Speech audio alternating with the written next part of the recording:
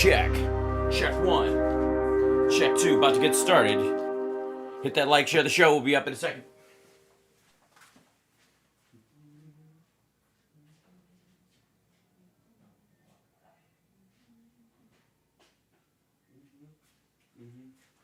Oh, I guess the music just wants to just not play. I guess that's what it was. All right, if that's how it's going to be. I guess that's what you're going to do.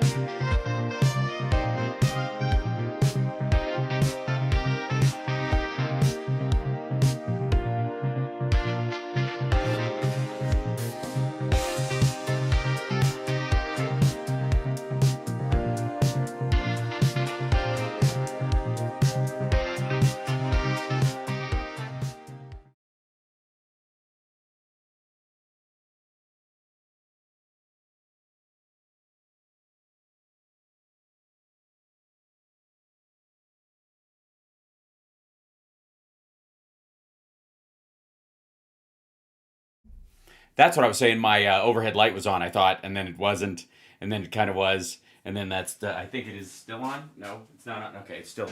We're good. Okay, so welcome to the show. Hit the like, share the show, blah blah blah. We got a lot of stuff to cover today because Trump won the Nobel Peace Prize in the coolest and most awesome way possible. He was regifted it. He got regifted the Nobel Peace Prize, which I've been trying to think all day of something that is more pathetic. So far, no good. I don't know. Honest to God, it's pretty stupid. It's pretty weak. I mean, it's almost as weak as his middle finger that he gave, which, by the way, the dweebs loved. I've come to the determination, like, I'll give you an example. If you want a really great example of a complete, like, I think this is a new category of dweeb. It's the geezer dweeb.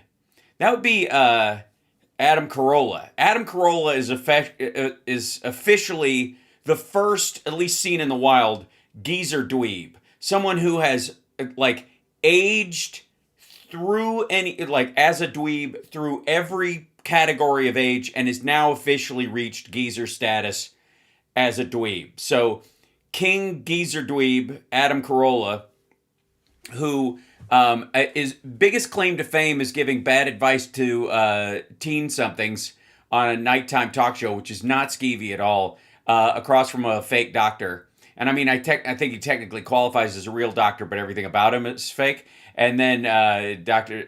Pinsky, Drew is his first name. If you're going to be called, if you're a doctor, you're going to be called by your first name. You have to be called Doc something. Doc Andy, Doc Adam. Doc Drew sounds, Doc Andrew sounds, that's where we go to Doc Andy. But otherwise, if you're doctor, you're Pinsky. That's your last name, so suck it up. Anyways, he seems very excited, even though everybody who puts this shit in their, I don't know why, But everybody who puts this shit in their thumbnail make it look like he's giving them the finger. I mean, this video might as well be called Trump Hates Geezer Dweebs. I'll give you another example. Ben Shapiro. Ben Shapiro reversed the fucking image. So it looks like Trump is like, fuck you, Jew boy.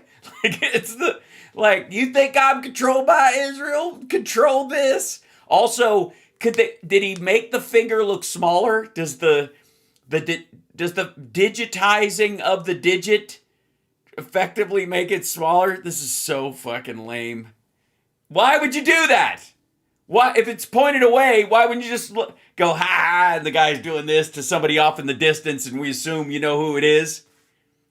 All right. So, and then this might be, I don't know, the worst Admiral Akbar impersonation I have ever seen.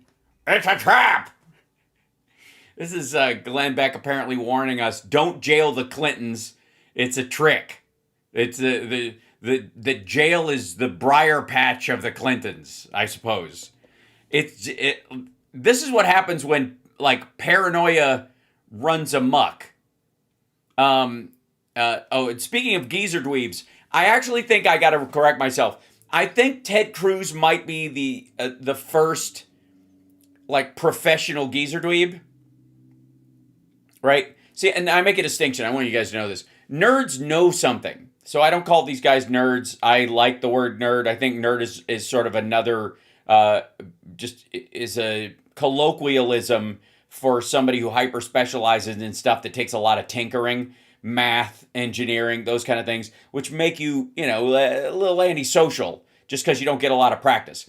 A dweeb doesn't have any of those skills. They just have all the awkward, nerdy, suck up, follower energy of what people lay on a nerd, but with none of the like, oh shit, that guy will know how to turn the lights back on. You know what I mean? Ask Melvin. He knows where the breaker is. He knows exactly what fuse we have to replace, right? Whereas, like, these guys don't fucking know anything. Yeah, he's definitely got Grandpa Munster energy going on. And then, of course, two assholes in one. And then Besson has this threat. And then, of course, the RV Sasquatch has some commentary today. And then we start, though, ladies and gentlemen, with a healthcare message from a man who doesn't dare show his right hand. Nothing says, I've got healthcare nailed down, like I don't know the difference between an MRI and hold on, is this shrinking down? There you go. An MRI and a CT scan, and I might need both. Okay, so we've been waiting for it. The 2 weeks are over, ladies and gentlemen. Hit that like. It's time has passed at a snail's pace, and by snail I mean the pile of whatever goo is in this fucker's cranium. Here comes the healthcare plan. Now, I gotta warn you, it's gonna sound an awful lot like him saying favored nations, and then he's just gonna pay you to buy health insurance, which I don't think he can do.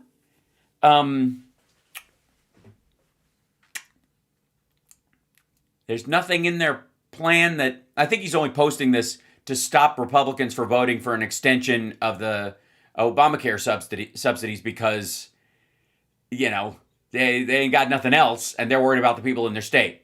But let's find out. Maybe I'm wrong. Maybe it's genius.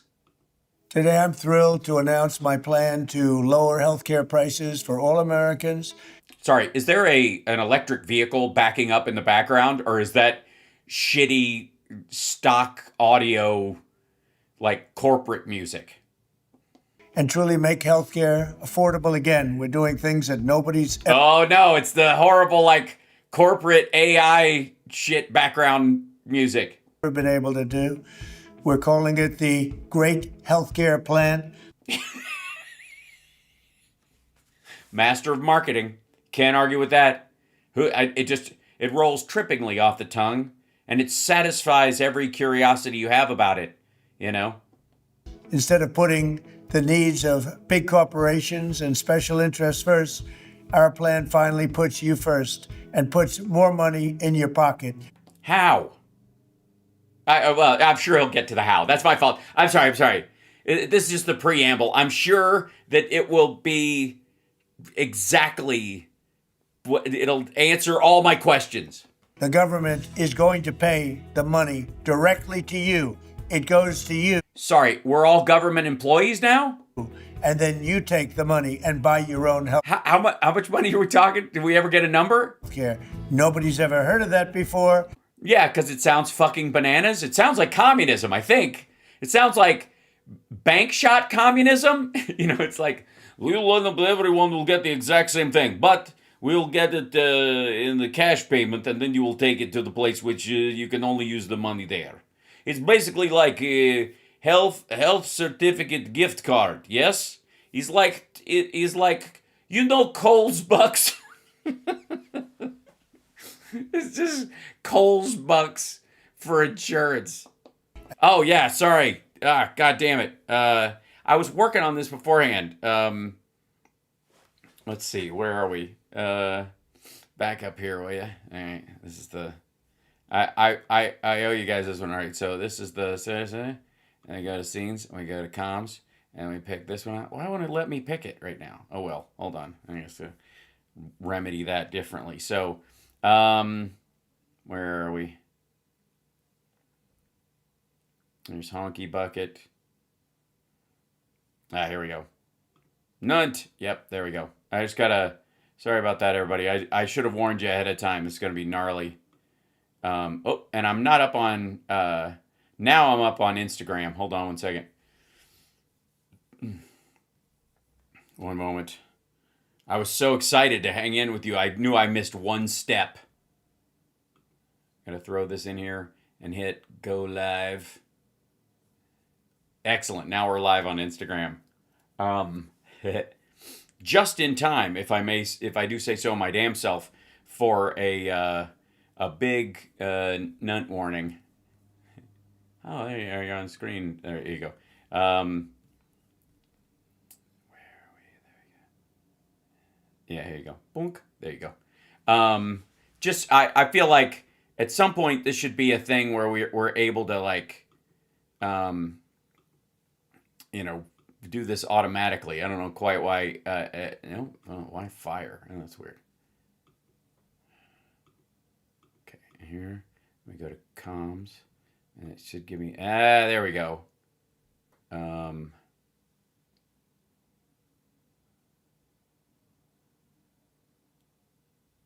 right, I guess it's not in there. All right, well, you guys can see it, so I'll fix that later.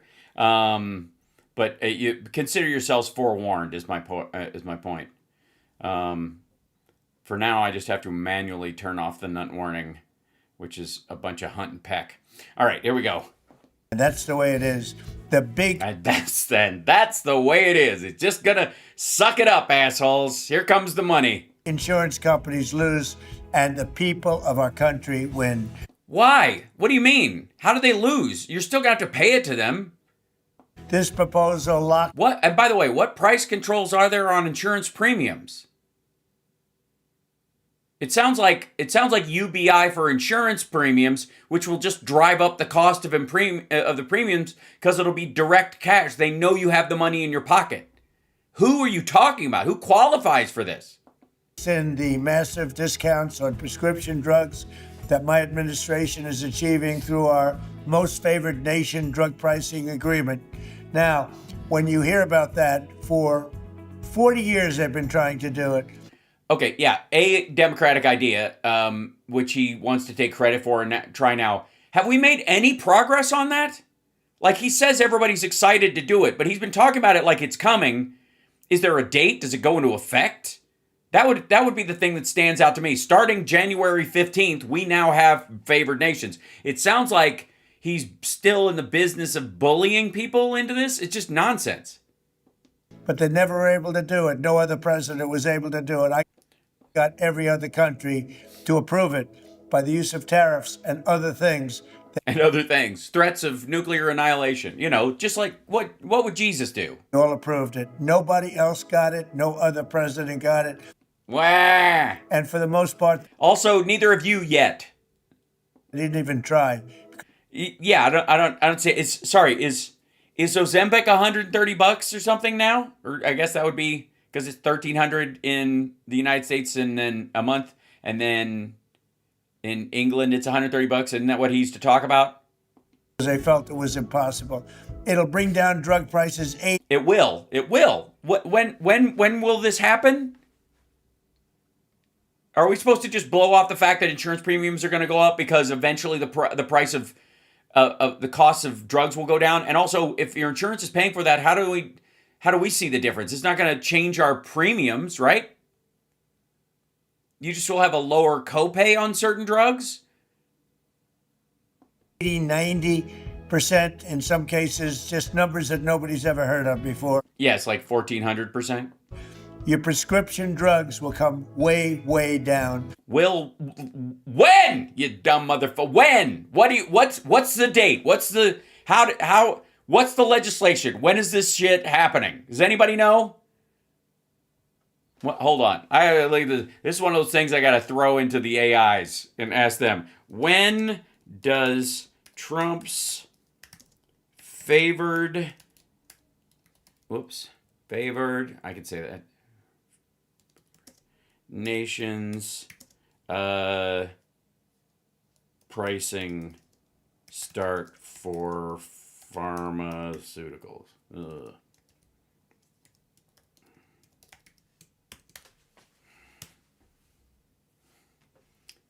Ugh. Let's see. Here we are. Policy launch. He launched the policy on May 12th, 2025. They set target prices that manufacturers were expected to consider. That's good. That sounds good. Expected to consider. That I love. That language is awesome. The administration has negotiated voluntary agreements with several major drug makers to provide MFN pricing to state Medicaid programs, right? Which is the price expected to begin in 2026 under those deals. Part of the policy's public role as Trump RX platform, a government drug pricing site launched in 2026 that will show discounted MFN aligned prices and give patients purchasing information. It does not sell drugs directly, but makes MFN pricing data available. Data. Here's the Canadian pharmacy where you can buy it through the mail. Have fun getting your Oxy. Several companies have reached deals to offer MFN prices through Medicaid programs. Okay, that's just Medicaid. That doesn't solve it for anybody who isn't on Medicaid. The executive order itself doesn't set a single universal start date for all drug prices to shift across the entire U.S. healthcare. Instead, it directs agencies to set targets and communicate them to manufacturers soon after May 2025, which never happened, relies on voluntary agreements or future rulemaking for broader application, and has become, quote, partial implementation through Medicaid. Yeah, so no, there's no new executive order. This is the same thing from May of last year. This is a rerun, effectively. This was posted 8 hours ago, though. And under this policy, the prices of many drugs will be slashed by 300, 400, and even 500% starting this month. He means fentanyl, because even though they shut the border, apparently there's still plenty of fentanyl flooding into the country. Go figure. I don't know what this is. Okay. The TrumpRx.gov. So instead of Americans paying the highest drug prices in the world, which we have for decades, we will now be paying the lowest cost. Yeah, this is basically a deal with like Mexican pharmacies. He's just cutting his executive order allows you to buy drugs across the Mexican border. That's what it's going to turn out to be. What the fuck else could it be? What a bunch of shit. All right, I'm sorry. I'm being too much of a negative Nancy over here. Tell me about the rest of the awesomeness of it. I will assume this will work out perfectly. Paid by any other nation. So any other nation that's paying the lowest cost, that's what we're going to pay. And the American people will get the savings. So I have to reiterate, the lowest price in the world. Yes, keep saying the lowest price in the world. It will feel, even if we're paying higher prices, it'll feel lower because you keep saying it. Is what you're going to pay. Before you were paying the highest price in the world by far, and the politicians did nothing about it. So I'm asking Congress to complete the work that we've started. Okay, so there isn't a plan. There's no plan. This is the same, fix it, do that. Hey, it reminds me of that Bill Burr bit about why Steve Jobs isn't impressive. He's just like, it's all the nerds there that were afraid of losing their job, and he's like, I want all my music in this phone. Get on it, right? That was the whole thing. This is basically his Steve Jobs moment in that regard. He's just like, hey, you know that thing I said I would do? Congress, go do the bill thing. Just write up take my and then dry it and smooth out, polish this turd for me. Next, my plan would reduce your insurance premiums by stopping government payoffs to big insurance companies. How would that do it? You would eliminate subsidies for insurance companies that were seemingly, I guess, keeping the premiums lower? Sending that money directly to the people. Obamacare was designed to make insurance companies rich. I call it the Unaffordable Care Act. Brilliant. It's right up there with great healthcare plan. Unaffordable. It's great. It's like unselect committee. I mean, it's great. It's the deification by prefix. With billions of dollars in taxpayer subsidies that helped their stock prices skyrocket over 1,700% as you paid more money for healthcare every single year. Because they took a giant shit in 2008. More and more. The premiums went higher and higher. I want to end this flagrant scam. Yeah, they weren't going higher and higher. They were managed because of the ACA subsidies. Now they're going to go higher. And put extra money straight into the healthcare savings account in your name, and you go out and buy your own healthcare. Sorry. So there's the healthcare savings account is an account set up for every American. So we have a commie bank account now? Is that what this is? Like we've all got every citizen has a government bank account? That's how this is going to work? Do I get to set my own fucking pin on it? What if I don't want to buy insurance with it? What if I want to buy a motorcycle? And you'll make a great deal. You get better health care for less money. Yeah, I can't make deals. I know I told you I was amazing at making deals, but I suck. You've never made a deal, and you're better at it than I am. That way you can choose the care that is right for your family. To further reduce insurance premiums, my plan ends the giant kickbacks to insurance brokers and corporate middlemen that only drive up the cost. All right, this looks like a campaign video. And he's a year into his fucking term. That's what this is. This is a campaign video. You've seen people go express their plans for education or whatever, and it's just the broad strokes because they don't actually have a piece of legislation to go with it yet. But when I get in there, I will fight for you and the needs of your family and yada yada, right? That's what this is. And that's what they're intended to.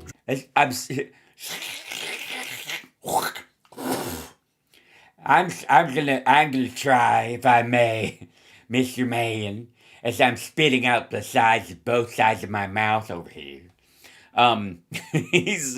That's gross. Yeah, it's basically he's selling healthcare timeshares. Drive up the cost, but we're driving down the cost. Which is better than what they were doing was, and we're going. So this is it used to, and now it's, and that's how, because we're making and then I said it.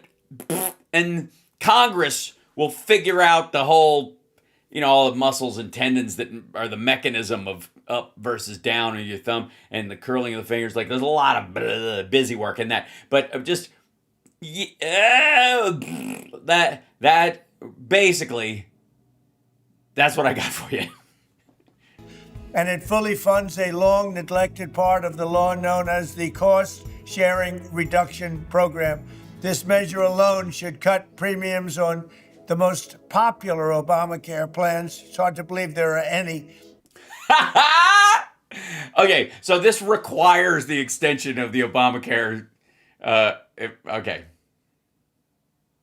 So he's got to, so to make this work, they're going to have to extend the Obamacare subsidies and put on top of that a secondary way of like paying people who don't, probably rich people who don't fit inside the the window of qualifying for ACA subsidies. He wants to pay them cash. He wants to. Okay, so that's what this is. This is okay. So anybody who needs the Obamacare subsidies, he got to extend those because otherwise it will jack up everything. But on top of that, he wants to pay his friends and golf members $1,000 a month or some shit, or set up a healthcare account that they don't even fucking need because it's a hated program.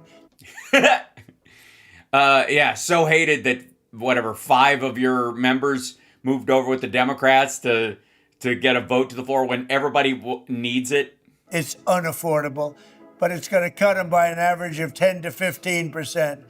Next, the Great Healthcare Plan. That's the name. It's called. It's great. It's a great name for a great healthcare plan. That's great. It's great.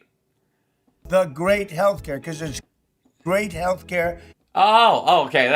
I'm sorry. I thought it was because it's a bunch of shit, and the best way to disguise a pile of shit is to call it something great.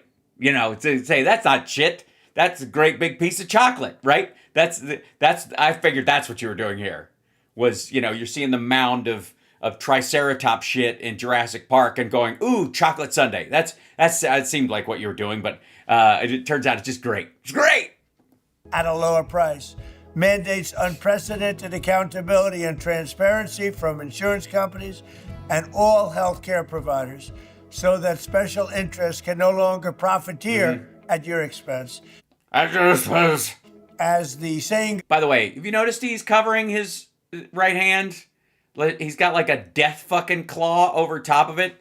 Don't let him see the fact that I'm winding down, Marge. So sunlight is the best disinfectant. No, it is not. I think from a topical standpoint, I'm going to go with peroxide followed by Neosporin. Sun again, but maybe he's going to tell us to stick the sun up our ass and cure our cancer that way. That is why my plan orders all insurance companies to publish rate and coverage comparisons in very plain English. It Unlike what you're using here, whatever this is. Requires insurers to publish detailed information about how much of your money they're going to be paying out in claims versus how much they're taking in profits. Well, it sounds like a Democratic piece of legislation. As a matter of fact, something that was attached to the ACA a long time ago. So another win for Democrats because this dumb motherfucker's trying to do something popular, and the only arrows left in his quiver are all Democratic ideas. In other words, you will be able to watch the scam. It won't stop, but you'll get a bird's eye view of it. Yeah, you'll be in the Coliseum watching the scam as I go, Forces them to release detailed data on how many claims are being denied. On the 65th menu, drop-down menu side point of their website, just technically it's on there, like legalese at the end of a drug ad. And whether those denials are eventually overturned on appeal. And most importantly, it will require any hospital or insurer who accepts Medicare or Medicaid to prominently post all prices at their place of business so that you are never surprised. Great. So, emergency room's going to hand out a fucking menu. Would you like your appendix out or a Zagnut and a fuck off?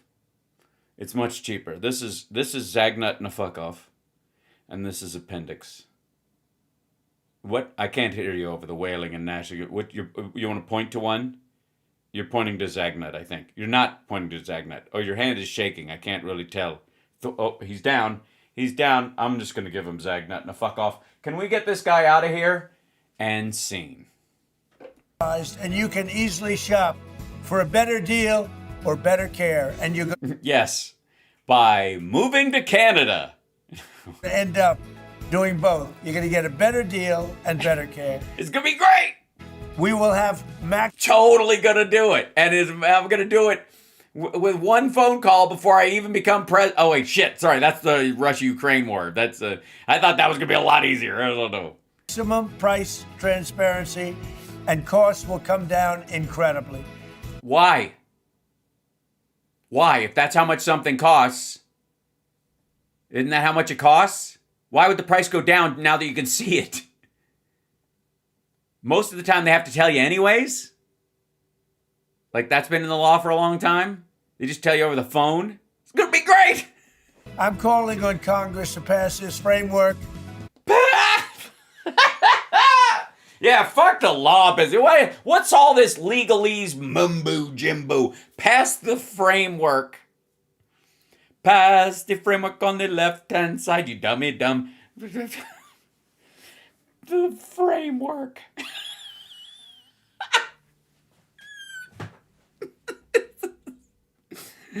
Calling on Congress to pass this framework. Yeah, that's how it works. That's absolutely good. Good. That's not how it works. Into law without delay. Have to do it right now. Yeah, got to do it before that whole Obamacare vote comes up, because I don't really have a piece of legislation anywhere. It's a napkin. Stonehenge, where the demons dwell. I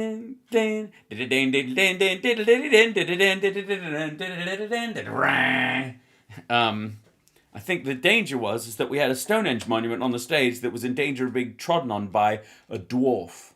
So that we can get immediate relief. You can't pass a framework, you dumb motherfucker! What? To the American people. Pass it's gonna be great! The people I love. Thank you very much. Just pass my framework. It'll work itself out. Holy fuck. They're just bum rushing this. They think he's going to be dead in 3 months. I'm dead. I'm serious. I think everybody in that White House are like, this motherfucker's going to die. We just got to get everything, like, throw everything against the wall, see what sticks, get every point on the board we possibly can. This guy is all legacy all the time, because he's going to be dead before the midterms. Now, don't get me wrong. Even after he's dead, I think they'll put him in a chair like fucking Norman Bates' mom and roll him around and move his jaw. Hey, America, great again. Again. Put more saliva in the cheeks. It's more believable that way.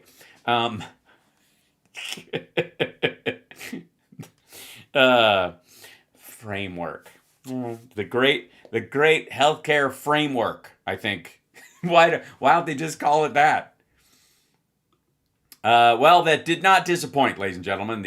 The great American healthcare framework idea, possibly same shit, different day. Yeah. Okay, jump into this. All right, where is it? This is the one. Yeah, here we go. I got to tell you, I know some people hate when we do Glenn Beck. It's just part of parcel, but he owns an entire network of this shit. Although I think he's going away. I don't know. He keeps announcing that, like, on February 1st, everything's fundamentally changing, which I think is code for retiring, because he's made his millions and now he's going to go live on his prepper ranch he's been building off of, subscriber bucks for the last little bit. Again, moving into his Reverend Gene Scott phase, stealing my fucking idea. But apparently he's against he's against Comer jailing the Clintons, as if he could. Yesterday, I am looking at the news, and I see, glancing. I mean, yesterday I talked to you about the Clinton letter. Is Stu there anymore? That doesn't seem to be Stu over there. That they sent out, and I was outraged by that, because I just can't handle the hypocrisy. I can't. Really? I would think you'd be a master of it by now, considering the content of your show. Really? The DOJ's been weaponized. It's been wet but weaponized. Ladies and gentlemen, we finally found the attraction point of Pam Bondi for Glenn Beck. Russia? Yeah, that's a catchphrase Trump put up to hide the fact, to mock the idea that he was basically an asshat of Russia. Sorry, asshat. No, sorry, asshat. Excuse me? No. You're not excused. You will sit there and finish your fucking broccoli, young man. I mean, the Clintons are the ones who have built this entire thing. I can, Sorry, the Clintons built the Epstein hoax. Is that where we're going? and if we wouldn't have had Bill Clinton, We wouldn't have had a budget surplus that George W. Bush squandered in Iraq. Also, I think I'm going to be calling him in honor of our French Canadian friends, George W. Bush. we wouldn't have a lot of these problems. I mean, remember, it was the Clintons that brought Cloward and Piven in, for one. They are, well, What is Jerry Clower and Jeremy Piven have to do? I mean, that was the worst hee-haw reboot I've ever seen, but they gave it the old, preschool try. she is a true believer in Saul Alinsky and all of this stuff. They're also both very, very greedy and power hungry. And And yet somehow they were worth about the same amount of money when they came in as they went out, and the only extra money they made was from books and speaking fees, and not crypto rug pulls and foreign money like manipulation, like allowing Qatar to buy a fucking meme coin, $2 billion of it, so you could get a slice on a they deal. built the Clinton Initiative. Right, which was meant to be their post-presidency charity, which a lot of them do. Remember it was Al Gore that was doing the stuff with the Chinese, I think, or was it Al Gore, or was it the Clintons that were doing the money laundering, stuff with the Chinese? I can't remember. It's been so Yeah, because you made it up. long ago and so many scandals ago that nobody paid for that I tend to forget. Gee, maybe there's not a statute of limitations on it. Maybe go relitigate that shit again, and we can see what a dumbass you were back in the early 2000s for going after this stuff. While George W. Bush and Dick Cheney were burning fucking money in the desert and getting our soldiers killed, you were like trying to relitigate Lewinsky and Whitewater. But you have Clinton in office. 27 years ago. They get away with scandal after scandal. No, they didn't. I mean, he was dragged down by the Lewinsky scandal in a way that absolutely tempered his ability to expand healthcare, which was the goal. And the world learned something. Yes, we learned something, that the only person that hung out with Epstein more than Bill Clinton, it seems, was Donald Trump by a factor of 7. Politicians learn something. I can get away with it if I know how to play it right. Yeah, so that's when Trump decided to run for office. Is that what you're saying? And so they did, and they got away with it. And then, With what? What's the it? they brought us the Clinton Foundation. They brought us all kinds of scandals, sold all of our uranium. No, they didn't sell all of our uranium.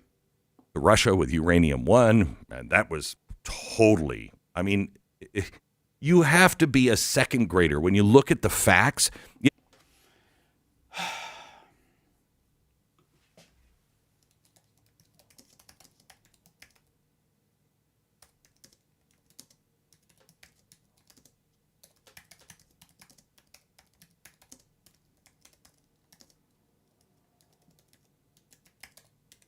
I'm trying to find the...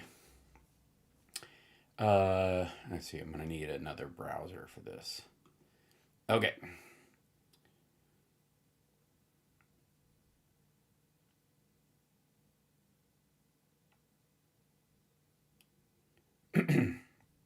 Uranium One, okay, first of all, let's just start here.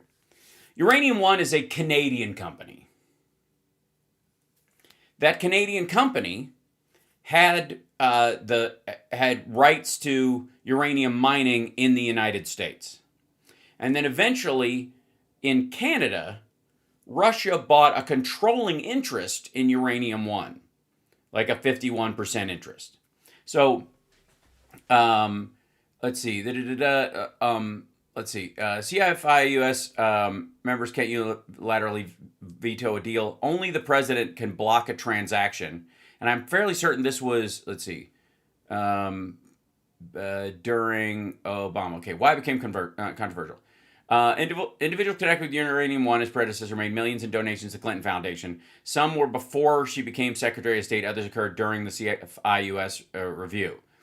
Campaign critics often cite a $145 million figure, but Fact checkers and researchers found a large share came from one donor years before the Russian acquisition ever was contemplated. So it wasn't even a thing when most of the money came in. There was a paid Clinton speech for $500,000 that would have existed anyways in Moscow. They think that was for the uranium deal. FBI investigation into Russian activity. Separate from the CFIUS, the FBI was investigating corruption by Russian nuclear officials that later produced a conviction related to the Rosatom subsidiary. That would be Uranium One. Congress later asked why this information wasn't shared through CFIUS channels. These overlaps fueled politician claims of pay for play. But no evidence ever proved Clinton or the foundation made decisions based on donations, nor that she personally approved or blocked the sale. What investigation did find was that they looked into the deal's timing and donation links, but did not produce credible evidence of a quid pro quo or criminal conduct by Hillary Clinton. Some journalists and analysts have pointed out reporting issues in key source material, like including overstatements about her role and her veto power, which she did not have. Only the president could veto it. She had to sign off on it unless the president was okay with it. Okay, so Russia's Rosatom acquired control of Uranium One, which had in its portfolio, amongst a lot of other things, U.S. uranium interests. The sale required CFIUS approval, a multi-agency process. So it went through dozens of people and in Congress before it got to her. The State Department, which Clinton led, was part of the process, but she did not personally direct the approval. She had no oversight. I mean, she had technically like broad oversight in the area, but she couldn't veto it, and she wasn't the like, oh, now we got to get Hillary's. Everybody else says no. She says yes. She signs off on it. Then it goes through. Horseshit. The claims of wrongdoing are not supported by verified evidence. Okay, who did sign off on the deal?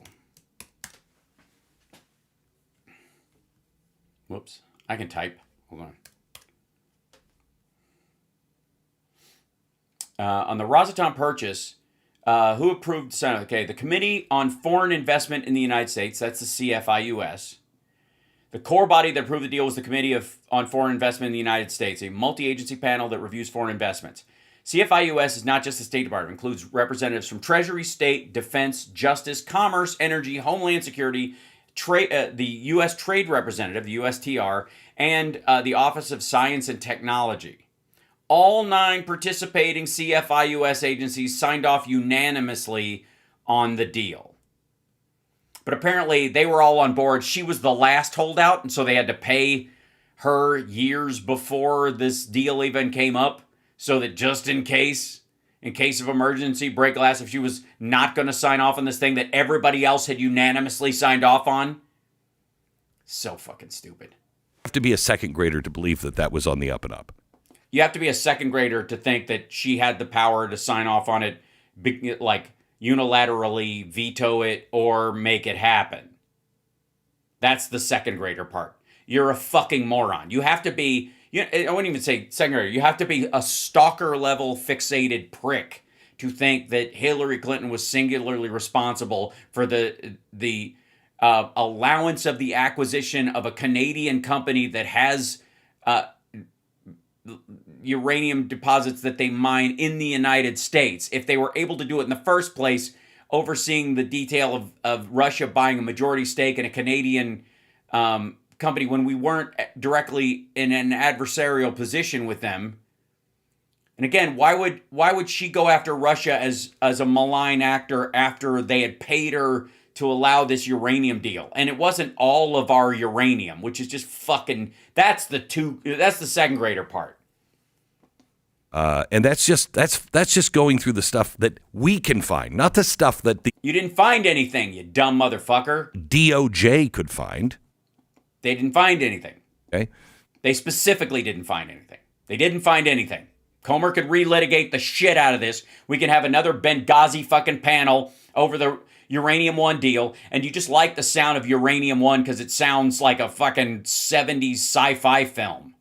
And then we now have all of these scandals, all of these NGOs making all kinds of money on your tax dollars, funding the destruction of America as... Is it? I thought they were just shipping the money out of the country to buy themselves, islands and shit. We know it. we're all in bed with giant corporations and the Well, if that's your idea of a good time. WEF, the Clinton Foundation is all... All right, yeah, there's all this big blob of shit I don't understand. And it all just kind of, it's like that episode of Star Trek where they ran out of props and they're like, we can't afford to build a ship. So how about we just make this amorphous blob outside the window that talks?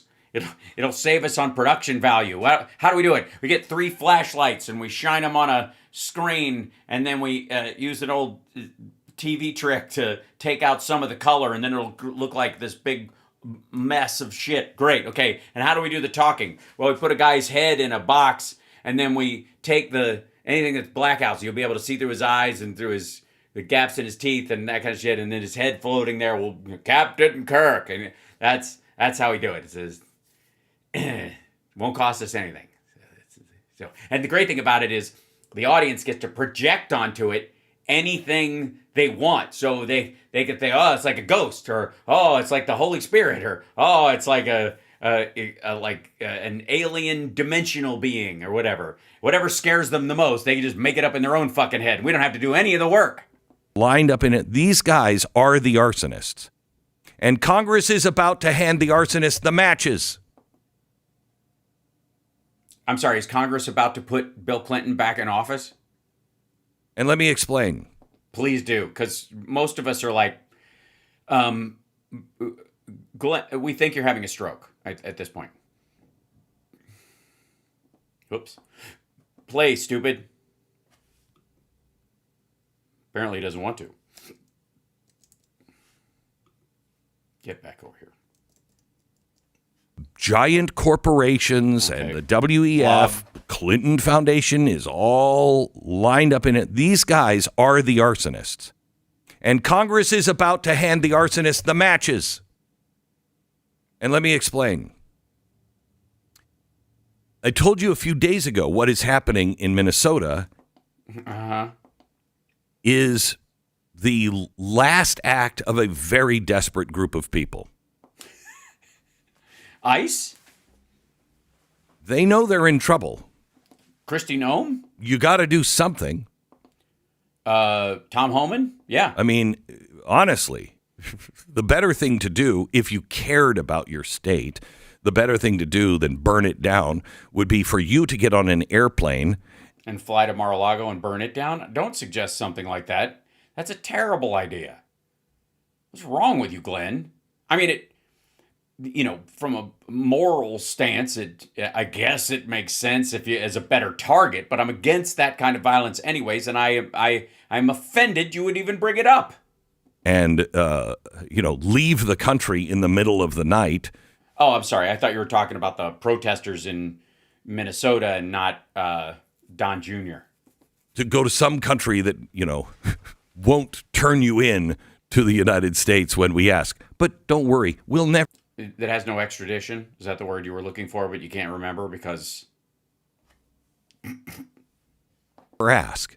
Because we have Pam Bondi at the DOJ. So we'll... Yeah, you're covered, man. She's the shit. Never ask for you to come back and stand trial. But that's what people like Tim Walz, and dictators would do. Yes, Tim Walz, the dictator / soccer coach. If they had any, self-respect, they just don't burn the whole place down. These Tim Walz is not burning down Minnesota. Guys, they want to burn the whole at this time of the year. A lot of it won't catch fire anyways. Place down. They've wanted to burn the whole place down for a very long time. It fits their plan. Remember, the idea is the WEF. Right. Yes. Please buy my book, even though none of it turned out to be true. The World Economic Forum. Their idea is build this infrastructure. And then destroy it. That'll teach them. Build this new system, have it all ready to go, and then, when it topples or when it doesn't topple and we just need it to, it's time, the system is ready, we just burn it down and it falls. What? Sorry. They build this whole thing in secret as a substructure to the current society, and then when the time comes, destroy it. Like everybody at the WF's like a fucking bratty little kid playing sandcastle with his sister on the beach. Into this new system, and we're all safe.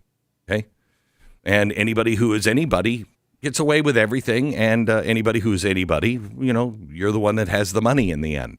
Oh, you mean like Mar-a-Lago, like the members of Mar-a-Lago, that basically criminal gathering place. Sure. And it's ruled by the elites.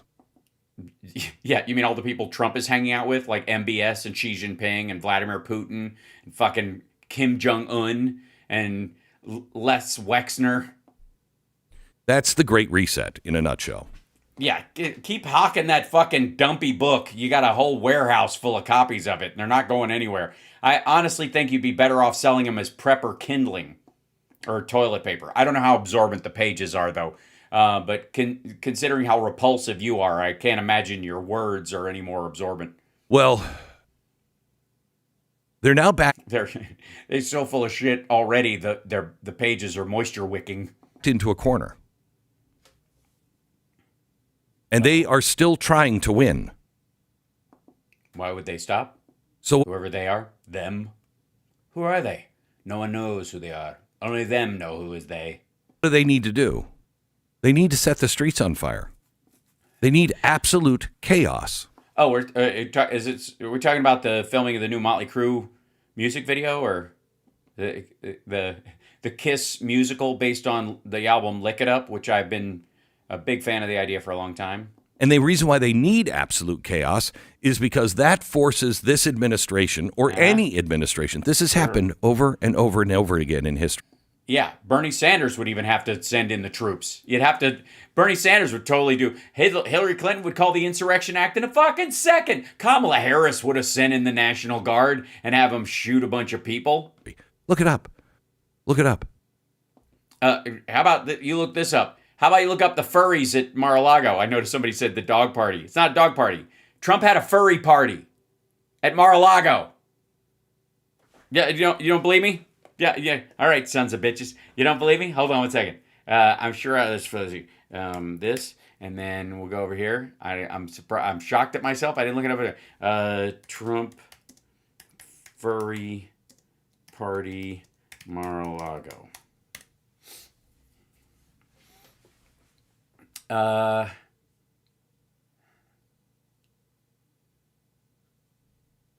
here you go. There you go. Trump had a fucking furry party at Mar-a-Lago.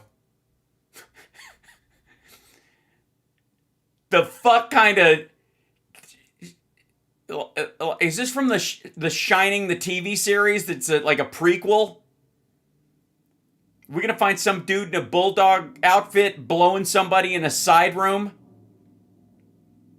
I'm going to try and take Daddy down the mountain in the snowcat today. This is, yeah. It's Mar-a-Lago, ladies and gentlemen. They're even doing the Trump dance. Yeah, that's a furry party at Mar-a-Lago. Now, you'll recall, not too long ago, one of the big accusations, which is always a confession, I suppose, was that the Charlie Kirk shooter was furry adjacent, right? Just saying. So, I don't know. Try to fit that in your fucking... Where's that on your bingo card right now? Who had fucking Mar-a-Lago furry party on their bingo card? Especially after everything the maggots have said about furries in general. That they're basically like, it's cover for a trans-identifying terrorist group, and they use furry groups as a way of communicating. That's what they really believe. And that's what the army used to plan their attack on Charlie Kirk. And now they're just mocking you. They're just mocking you, maggots. They led you down this path. Like, they're using the furry chat groups as a way of planning their assassinations of right-wing ideologues and speakers and the future of the party and that stuff. And they're getting them killed. And then they gave them all a party at Mar-a-Lago for mission accomplished. How long before? Please tell me Candace Owens has covered that at least. Yeah. Meanwhile, where is this?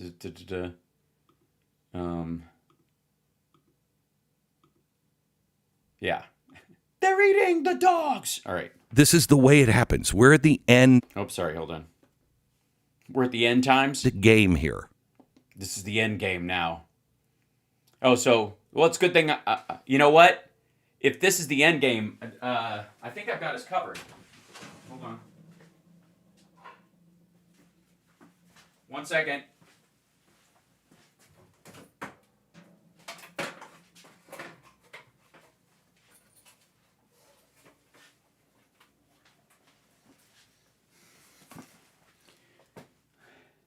I'm ready. Believe me, man. I've been waiting for this moment. I got the end game covered, you dickhead. Zhup. Just saying. Knew I was worthy. You dumb language. All right, I'm sorry.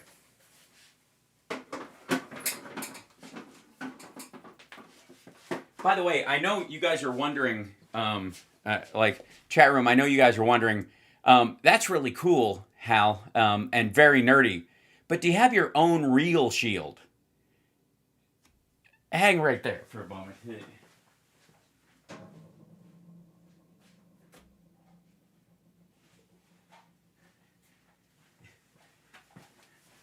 Yes.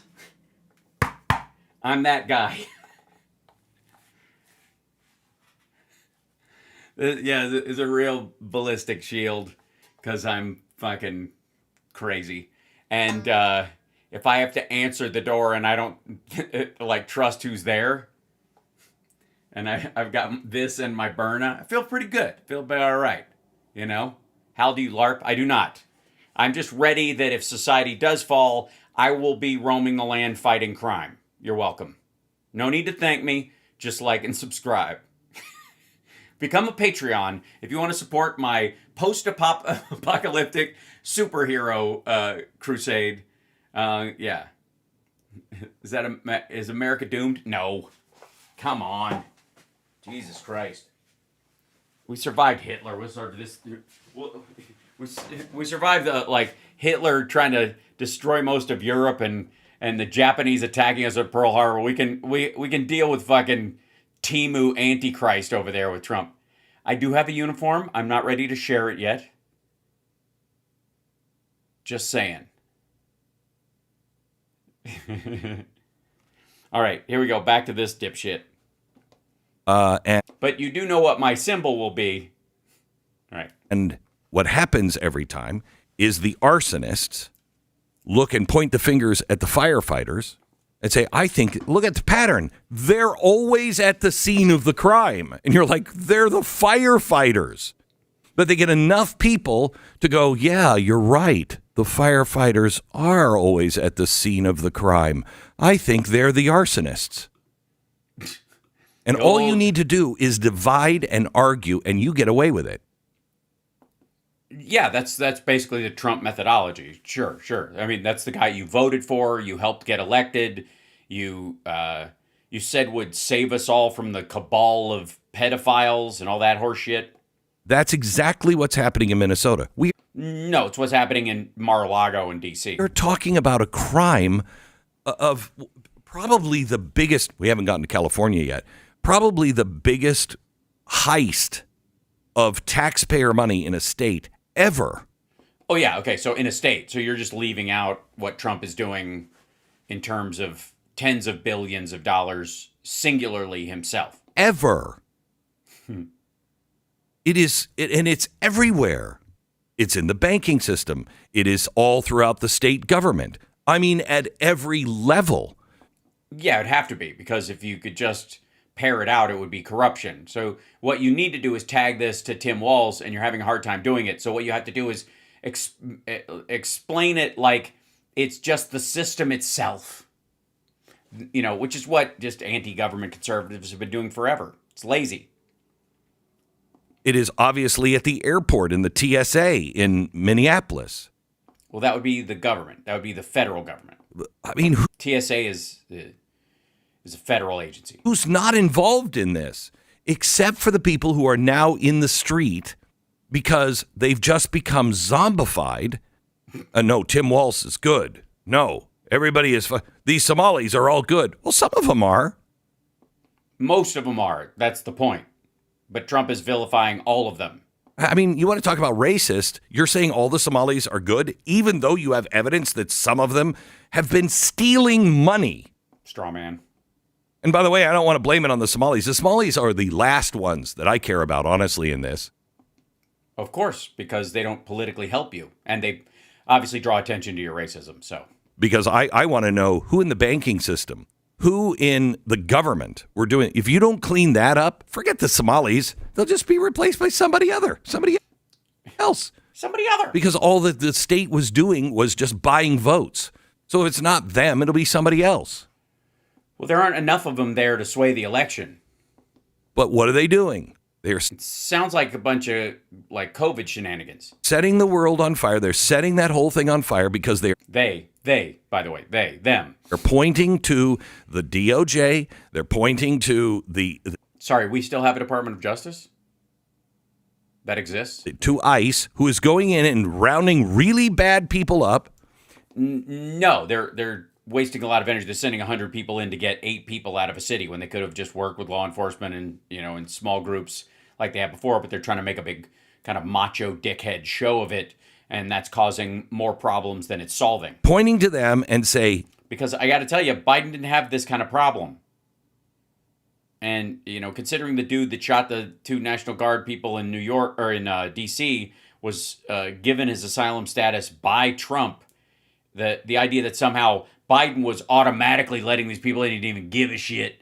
And Trump is rubber stamping stuff without doing his due diligence and blaming it on the party before when they're like, hey, somebody should do due diligence on these guys in the future before they adjudicate their claims. And he was just like, fuck it. Stomp, stomp, stomp, stomp, stomp. Do they have money? Can they toss me $5,000? Pay my son $5,000 and stomp, stomp, stomp. That's what's happening. They're the arsonists. They're the ones. And the language has changed. For the first time, we have a governor actually talking about civil war. You want a civil war? We'll fight a civil war. I'm already getting the National Guard together and telling them, and they're training for what's going on with our feds coming in. You can't do that. That's absolutely against the Constitution. Okay. Tim Walz called for civil war. Is that where we're going? Hold on.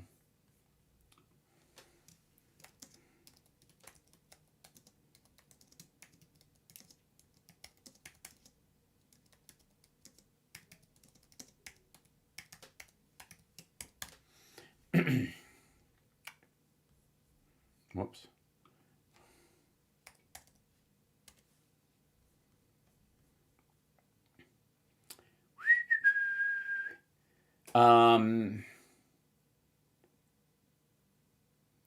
Yeah, he prepared the Minnesota National Guard for deployment in response to the unrest, not to attack federal troops. Let's see, right-wing commentators and local political blogs are characterizing Walz's comments, especially as suggesting that Minnesota was at war with our federal government as a tantamount to a threat of civil war. The characterizations are opinion pieces, not direct quotes of his saying, let's start a civil war. News outlets covering the situation describe a tense standoff between Minnesota officials and federal authorities with protest lawsuits and heated rhetoric on both sides, but no credible reporting of the bottom line. His comments have been interpreted to amplify some political voices as warlike or incendiary, but the governor's own language has been focused on criticism of federal actions, calls for peaceful protests, and preparations to maintain public safety, not urging armed conflict between Americans. Exactly, yes. What was his exact quote?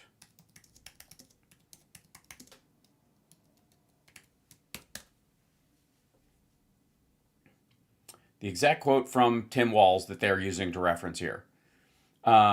He said, I know you're angry. I'm angry. Minnesota will remain an island of decency, justice, community, and peace. Don't give him what he wants. Stop this campaign of retribution. This is not who we are. He said Minnesota has never been at war with our federal government and alluded to Minnesota troops holding the line at Gettysburg.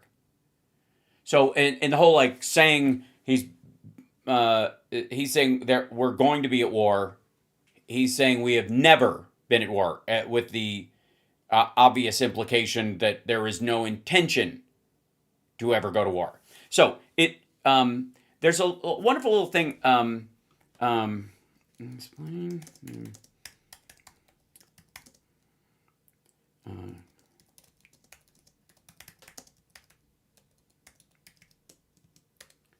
Okay.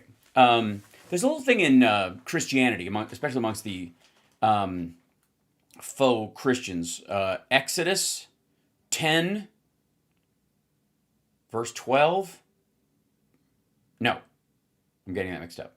Exodus 20, verse 16, 14, 16, something like that.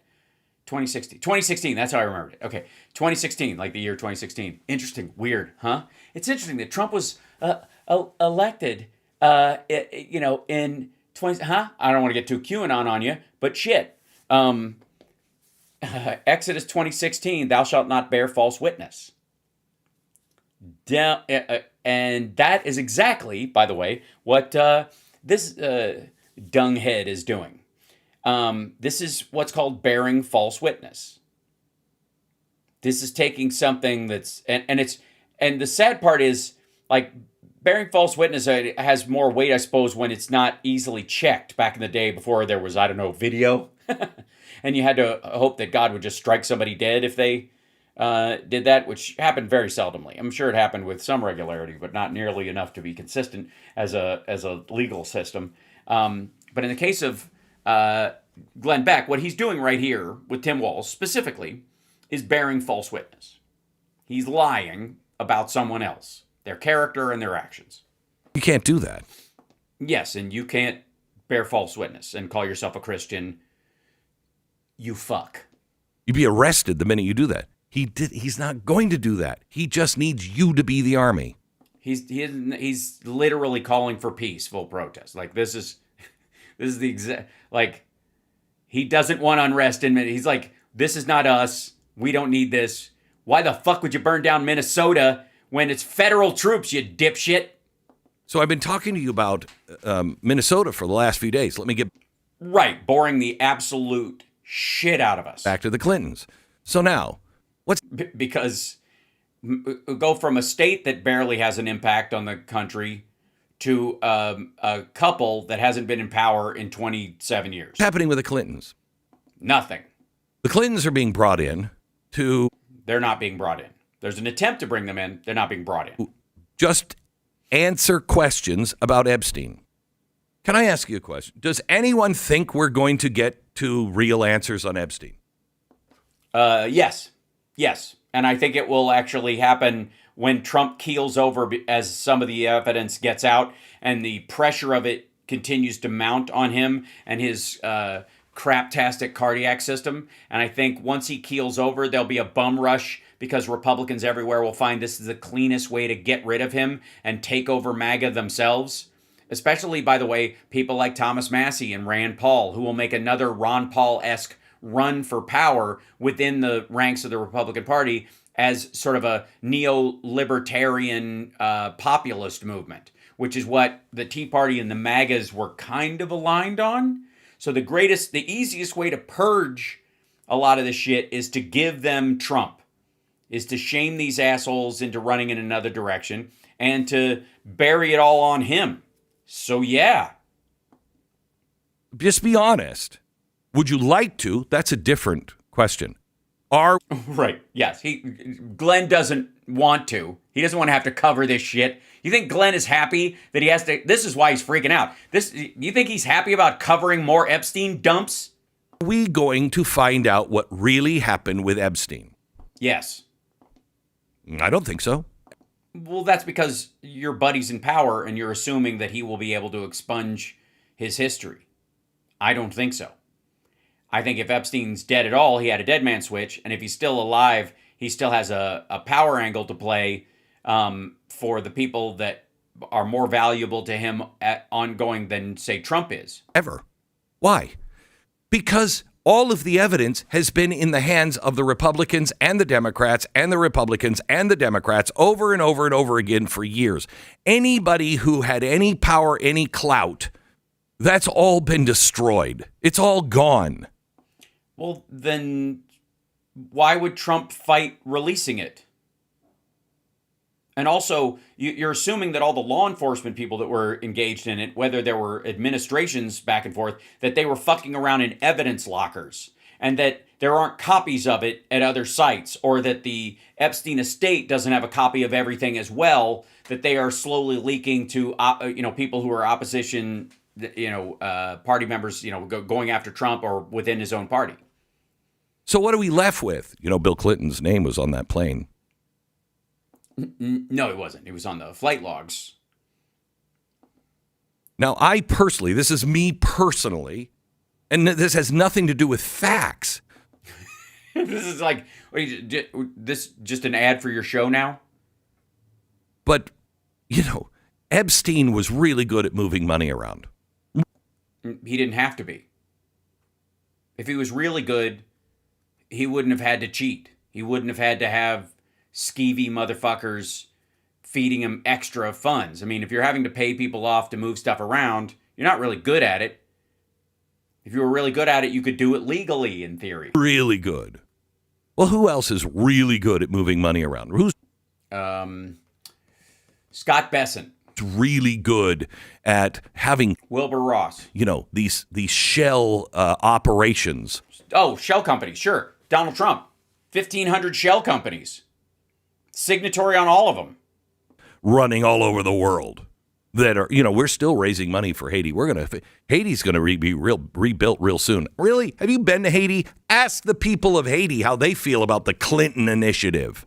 Oh, by the way, the Clinton initiative, the Republicans went after the Clinton Foundation and the Clinton initiative very early, and it shut down a few years ago. I want to say, 5, 6, 7 years ago now? 7 years ago. Something like that. For the record, you can almost track the complete collapse of Haiti to the lack of support that was coming in that was offering some level of stabilization to the government. The Clinton Foundation may very well have been what we found out is the only thing shoring up the government there. If you'll notice, since these motherfuckers attacked the Clinton Foundation and ended up getting it shut down because, by hook or by crook, it was always going to be tainted and people didn't want to, donate to it with all the heavy weight around it, that there was nothing to help Haiti stay on its feet. It's almost trackable to the same fucking day. Where's the money? Exactly. The foundation shut down. Who else is good at that? Wilbur Ross. I mean, I'd say Eric Trump, but he sucks. He's just, no, I know. Wait. Jared Kushner and Steve Witkoff. Epstein and Clinton, they're very good at that kind of stuff. What? These are very bad people, and we all know that. And even... Sorry, you're just trying everything you can not to mention Trump's name, right? That's what's happening? Democrats know that. They're very bad people, okay? But they have spooked everybody because they're so good at being very bad people. Even the people in the press who used to be for them are now just so scared of them, they won't... I see. So everybody's afraid of a geriatric Bill Clinton and Hillary Clinton because they don't want to end up as one of the Clinton, I don't know, on the Clinton murder list or whatever the fuck that is. Now, 2027, 2026. When do you think they're older, so they would sign off on it now and then they'd have to pay somebody and then, they could probably get you killed 2029 at the earliest. Say anything, but they want to. Oh, they want to take down the Clintons, but they won't because they're terrified of them. Why?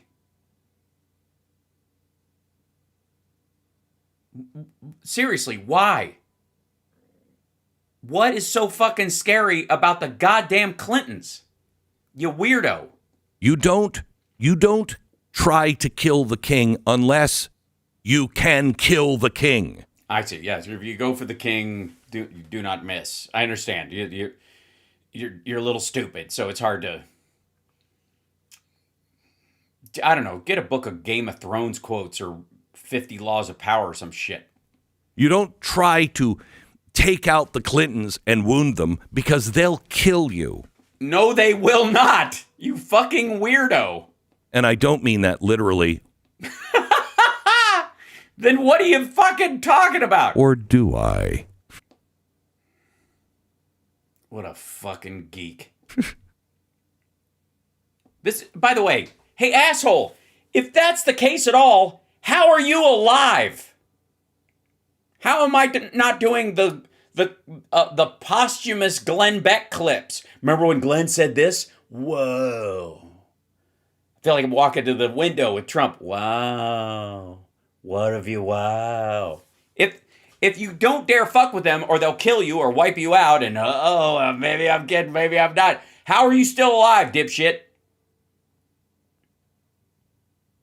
Sorry, did anybody that was on the Benghazi panel that gave Hillary Clinton shit for 11 hours, and did anything bad happen to them at all, other than shit they brought on themselves, I guess? You got to take them out. And you better come prepared with the goods. And nobody does. Nobody Because they don't have the goods. Because this is all fiction, you fucking dweeb. ever does. Well, the goods are there. No, they're not. Have it all. Yet Congress is going after the Clintons on something they don't have the goods on. They don't have it. If they had Fuck me. it, they would say something. You don't call the Clintons in on this and say, hey, so you were on that airplane. What were you doing? What do you think Bill Clinton's going to say? Okay, you got me on the airplane. All right, I was diddling with underage people. No, he's not going to say that. He's going to say, I was on there a total of 5 times, and Donald Trump was on there a total of 7 times, and we now know that he was on 6 more times than that from the email exchanges, and that Epstein was on his plane a lot, and he won't give you his flight logs at all. That's what he'll say. That's the beginning of what he'll say. He'll go, I was always in the company of these folks. Everybody I was with was an adult. There's a full list of every participant on the flight that's there. Everyone is accounted for. And even the pictures you see me swimming in a pool, that's in fucking Abu Dhabi or whatever. And we're all adults. And who gives a shit? But anytime there were little girls on the plane, it was Donald Trump and his buddies flying around. And you should check this, and you should check this, and you should check this, and you should check this. And I brought a list of stuff that I now know about Donald Trump's relationship, thanks to the fact that I'm a former president and the SCOTUS has given me the same rights as Donald Trump. You better have the goods. And they don't. No, they have the goods on Trump, but they can't bring them. So, you know. So they're calling him in for a conversation. They're subpoenaing him. And they're saying, you two have to come and talk to Congress. Over this? Okay, makes me feel good. Oh, I would love to see them in a perp walk. I would love to see what happened to Peter Navarro and what happened to Bannon happen to them. Right, but that requires the DOJ, that requires a grand jury, that requires the presentation of evidence, and it also requires their day in court. Who do you think's going to lose in that situation? It isn't going to be them. Love it. I can't wait for that to happen someday. Well, you're going to have to. Okay, so so let me just, this is going to piss you off. The Clintons should not be arrested or jailed for contempt of Congress over Epstein. There, I said it. Because they can't? Remember, they're the arsonist. You don't want to hand them matches. Right. They can destroy Donald Trump. They have all the evidence.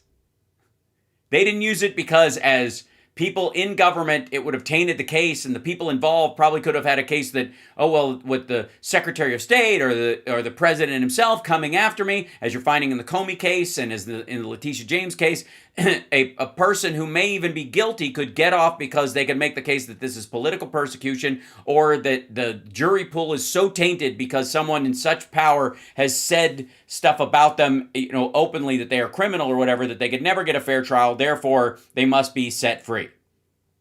But now it's just Mr. and Mrs. Clinton, a geriatric couple from Arkansas / New York / wherever the fuck else. Those two, that old couple, can sit there and just spin yarns like they're on a fucking porch in a couple of rocking chairs. And it's not because they're above the law, not because they're untouchable. But because this specific path leads to nowhere good, you don't have anything on them. Right. And they have stuff on Trump, arguably, that, again, before, when they were in a position of power, he could have used to get out of being prosecuted if they came down on him from their position. So they had to stand off and let other people do it. But now that they're not in a position of power, you could make an argument that a former president saying something, but there may be people in a jury pool that specifically will believe something, because a former president said it, and people who will refuse to believe something because a former president said it. So it's kind of a, 50-50 split. And they will use it for all that it is worth. Right, which is to bring down Donald Trump once and for all. And they will stir up, and remember, you're in an end game here, gang. You've got to be very careful. Yesterday, I spent a lot of time just looking at revolutions. This is what happens at the very No, it isn't. end of a the very beginning of a revolution, the end of the setup to revolutions don't have beginnings or endings. That's why they're called revolution. They keep coming around in your face. the revolution. You get the arsonists, and all of a sudden the firemen go, "Wait a minute, it's you," and they have built such a system of power. They can divide and conquer, and it doesn't necessarily work out to their favor. It just sets the whole country on fire, and you're done.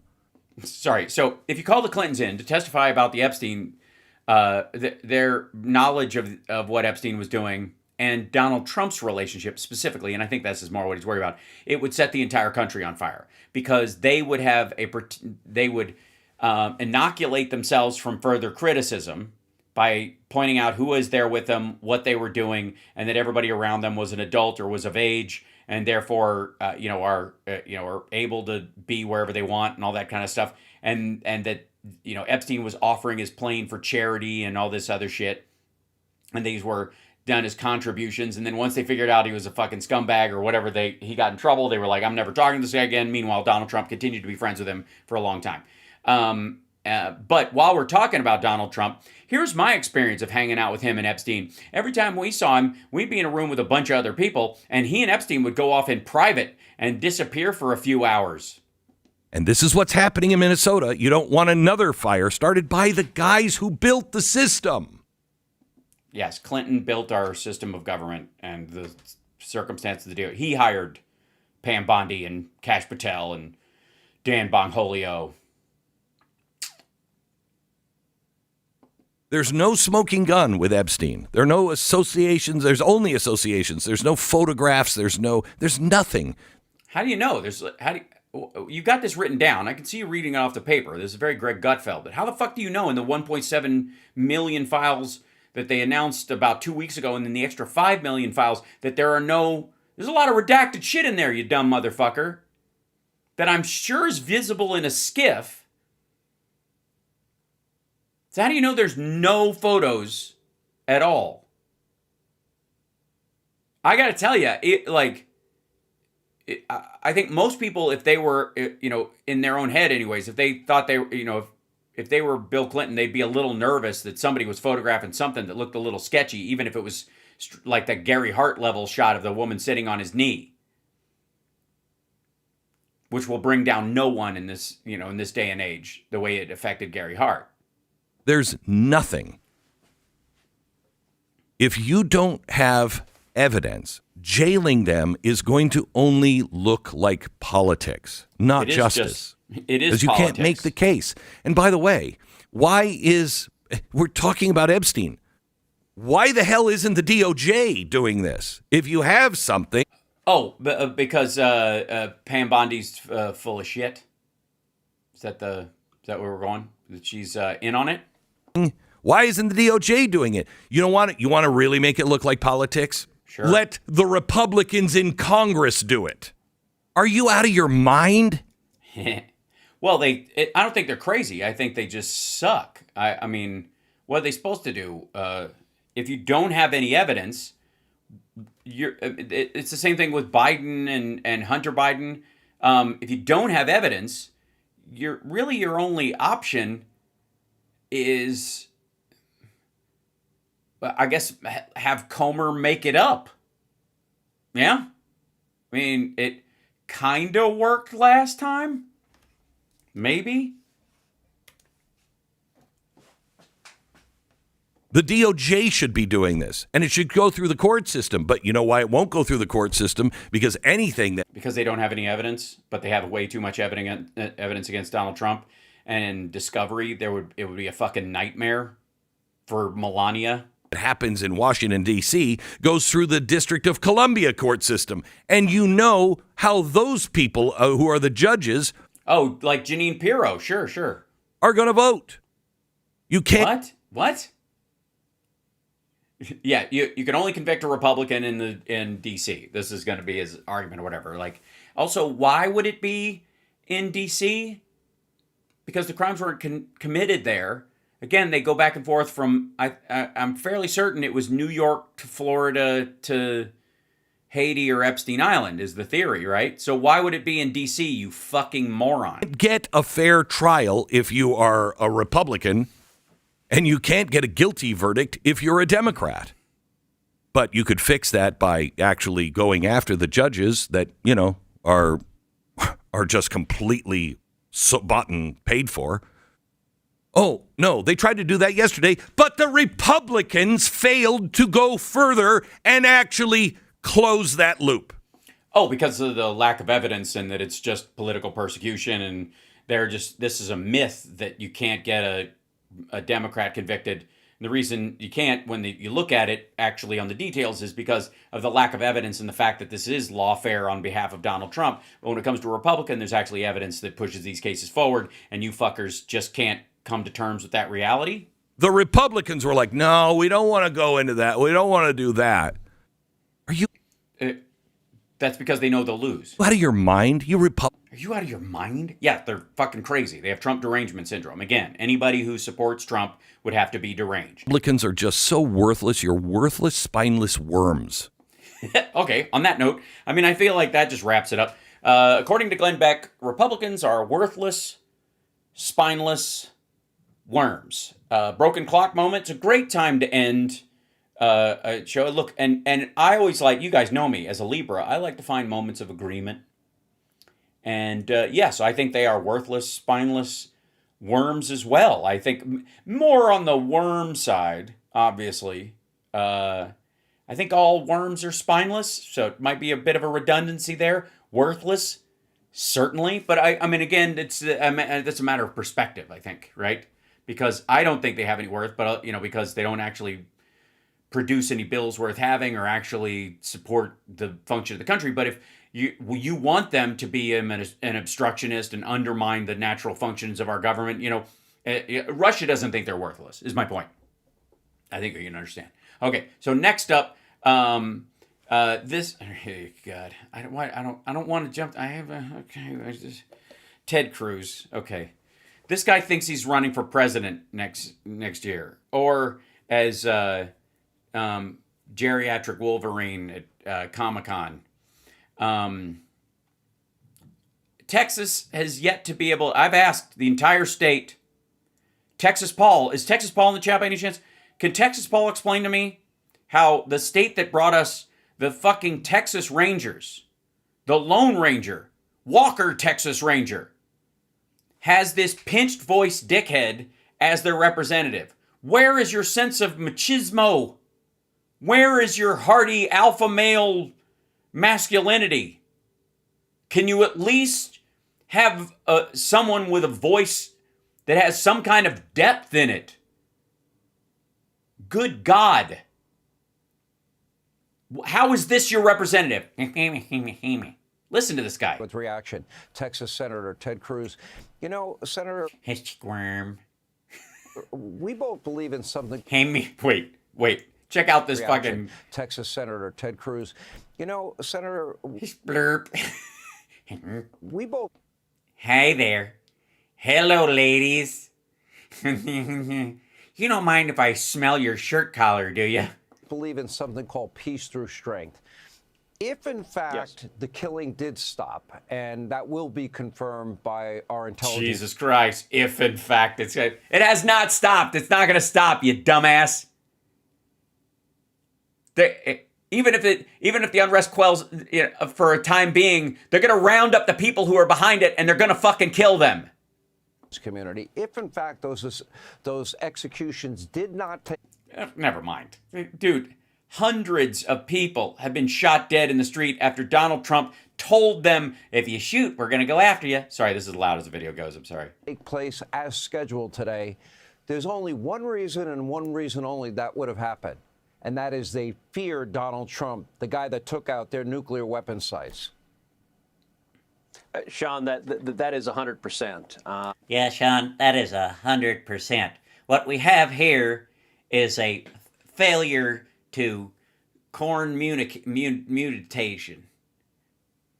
I think that's the word. That our enemies are terrified of President Trump. Yes, much like the citizenry of our actual country.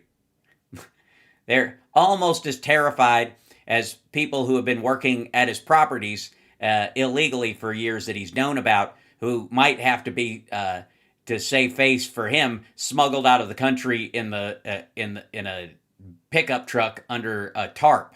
And the world is safer when our enemies are scared of the U.S. Commander-in-Chief. Unless, of course, that fear causes them to react and cause more violence as a way to set America on its heels. And if they feel like a cornered animal and they feel like that's their only real recourse is to start blowing shit up and, I don't know, flying planes into buildings. Reasons the world got so dangerous under Joe Biden is it didn't.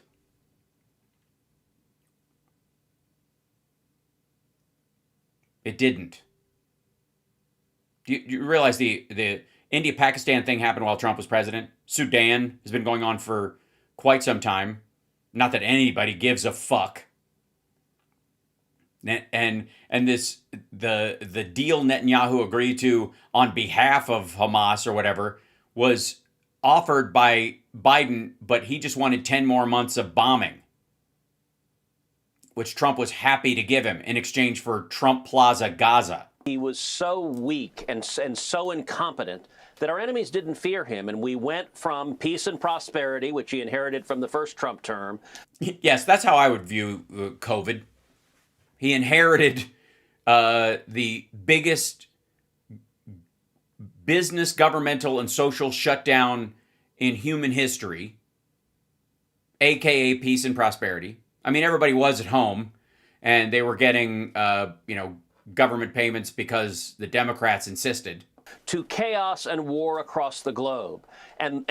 You do realize this is happening now in Tehran, right? This isn't video from Joe Biden. You also remember the George Floyd riots happened during Trump, right? The world is safer when we have a strong president, and I'll tell you, we are living right now in an extraordinary time. We are living in a time that is historic and momentous. Because of the power shifts that are going on due to the breakouts of war everywhere, but peace and prosperity. I'm sorry, you were saying peace and prosperity. We could see in the coming weeks and even the coming days, the regime in Iran fall. The Ayatollah and the mullahs removed from power by the Iranian people. Over 1 million of them are rising up. Yes, we've been through this 3 or 4 times. Hey, look, it's all the dead people that Trump said if they shot anybody, we would go in and help them.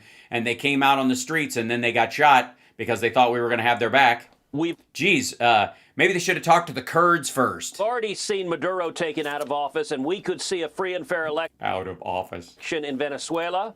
Yeah, we're totally going to see a free and fair election in Venezuela, especially the way he was, talking up the second in charge, going, that guy seems fine. And we could also... you arrest his wife, but not his vice president. This big criminal government organization, the drugs and everything flows in there, the cartel of the sun and all that kind of shit. You arrest his wife, but his vice president isn't involved. I mean, maybe this is just left over from Pence and knowing, well, maybe the vice president wouldn't get involved in crimes. See the communist... I mean, he's around J.D. Vance now, so obviously, never mind. ...regime in Cuba fall. All of that could happen in the next 6 months. And I got to tell you, if those 3 things happen, we are seeing a reordering of global power. Yes, which will not have any blowback across the Middle East or the United States at all as the Sunni and Shia jockey for control of areas that control water and oil in the Iranian, the former Iranian territories or whatever. The Islamic State of Iran falls and becomes Iran again. And if the Taliban seizes property to try and where the refugees are from Afghanistan to try and drag them back into their country, and the Saudis attack the Iranian allied areas of their country in an attempt to drive those people back, the Islamic State aligned groups that are in Saudi Arabia back to Iran. Therefore, they'll try to cede control of that. It's going to be, what am I talking about? It'll be daisies in the ends of rifles and the age of Aquarius. On the order of magnitude of the Berlin Wall being torn to the ground. No. And all of that is the direct result. By the way, and after that came down, I think the Russians became our buddies forever. That was awesome. Of having a president. Set your DVR. Jesus Christ. His audience is that geriatric? Set your DVR. I mean, what else are you going to put up when Ted Cruz is on the screen? Something interesting? And having a commander-in-chief with strength and the willingness to stand up to our enemies. Which he's not doing. And defend America and the rest of the world. / Venezuelan oil. Reacts to that. Well, look at Venezuela as another example of peace through strength. Yes, peace through strength. That's exactly what it is. It's just kidnapping a leader, and then we own it now. He calls himself the acting president of Venezuela. Okay. Venezuela is the 51st state right now. Let's just call it. Maduro's gone. Yeah. Fuck Canada. Sorry, Canada. You guys are gonna have to wait. You'll be 54th, or something like that. You're not even. It won't even happen for maybe 25 years. We'll work on it later after everything's automated and nobody needs healthcare anymore, and we go in. I don't know, into the gel pods that Luke Skywalker got healed in, or whatever the technology comes up. Once that's available, there very little difference between us, your healthcare program, and our lack of it. So once that's finished, then I guess we can just be buddies. But yeah, so you're gonna have to wait in line. But Venezuela is definitely the 51st state. Move over, Puerto Rico. There's a new redheaded stepchild in town. You have a leftist vice president that is giving in to every demand of President Trump. Which doesn't sound like a rope-a-dope at all and sounds completely safe. And Secretary Rubio, I know, has been in contact with this woman. This woman? 50 million barrels of oil they're giving the U.S., number one. Yeah, it sounds like it sounds like the vice president paid us in oil to knock off her boss. Honest to God, that's what this sounds like. Chat room, that occurred to me earlier today when we were talking about this. When Trump keeps bringing up the 50 million barrels of oil, it sounds like that was the payment for getting her in a position of power. Like just old-fashioned, like I would say it was like 70s style, change in leadership, but it really sounds like kind of a mob thing. Like you kill my boss, I'll pay you in coke, right? That's what it sounds like. So and the problem is we don't need the fucking oil. This is the part that drives me fucking crazy. We don't need the oil. There's too much. Production is too high. China's not going to snap back into this huge petroleum suck and suddenly need 6 million barrels of fucking oil a day to make up for the gap. If Russia ever comes back online, anywhere close, if Venezuela is producing anywhere close to what it produces, there's going to be 9 million barrels of surplus oil a day. For what? Ugh. How was the VP in Russia when the invasion took place? The Venezuelan VP? I don't know. That would be something worth looking up. It makes sense. I mean, certainly they've been offering, if Trump, they've been saying that the Russians said that Trump is going to pardon Maduro and then he'll be welcome to Russia and he can fucking bunk up with Assad and Yanukovych and all their other fucking puppets that have run out of runway. They have. Oh, sorry, hold on. Agreed to only trade with the U.S. They have freed political prisoners. Agreed? We've got an armada off their fucking coast. Also, no, they're not just trading with us. They're buying shit in Chile, just like they did before. And by the way, breaking news. They Or in Colombia and Chile. freed 4 Americans who were being held hostage. Would that happen, except maybe this interim president doesn't want to be Maduro herself? Yeah. Or she's paying to have her boss knocked off, and Trump has a business deal with her. And that Don Jr. will run it. And of course there will be Colombian cocaine involved. Look, I think This is just like, we're just looking at like Iran-Contra, the series. that's certainly right. On Monday, I was down in San Antonio, and I visited with the 3 soldiers who were injured in the raid arresting Maduro. And all 3 of them, young men, proud to serve their country. And I told all 3 of them, you were part of something historic. On behalf of your country, let me say thank you. Yeah, that's what politicians will say to them. They're still, tell us the extent of their injuries. Because according to Trump, they're fine. And the impact in Venezuela is profound. Maduro was a massive drug dealer.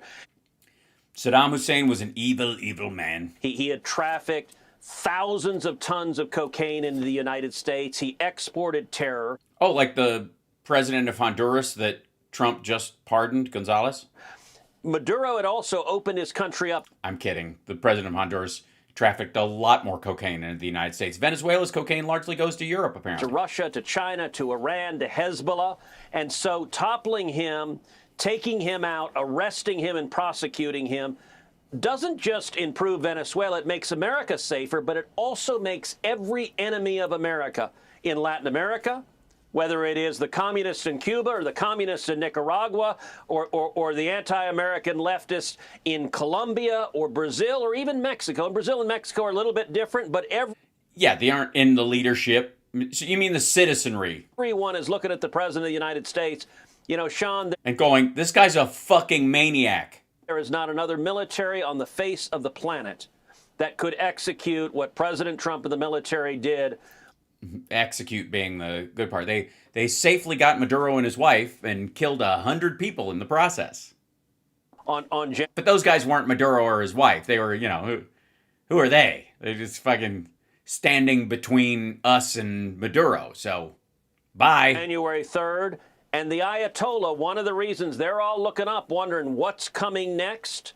And I got to say to the... Is because the Pentagon Pizza Report. Do you guys know about the Pentagon Pizza Report? Hold on. Chat room. Let's see. So one of the ways that people are figuring out that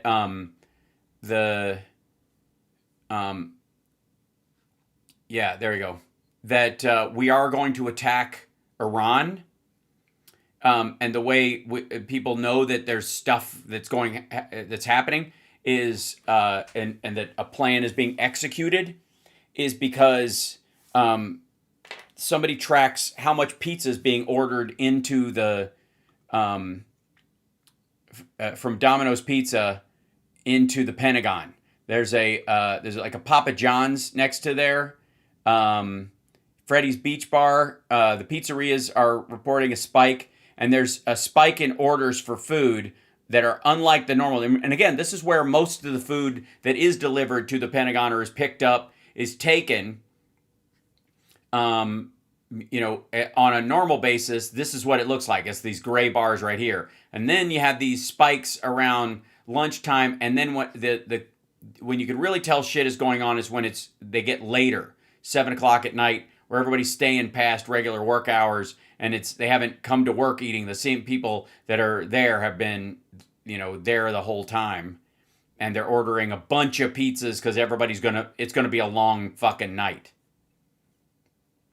Freddy's Beach Bar, 8:30 p.m. spike. And by the way, if we know this, our enemies know this, and it's you could. Again, they're just ordering what's available. Bulk buy. Commies. Attacking Iran would unleash hell. Yeah, you're probably right. You could argue that's the goal, is that you want that pushback, because Trump, between now and the midterms, it would be really good for Trump, he thinks, if Iran or somebody related to Iran attacked us because of all the good we were doing over there. right? Now, maggots won't receive it that way. I think they're in for a rude awakening, and certainly Democrats won't either. That, the kind of stuff that they're doing maybe should be done and could be done, but if they weren't done so heavy-handedly, we would save ourselves a lot of blowback and danger and probably save more protesters, which is the issue. So, anyways, back to Dweebicus. Sorry, here you go. The American people, I want to take a moment to speak to the people of Iran.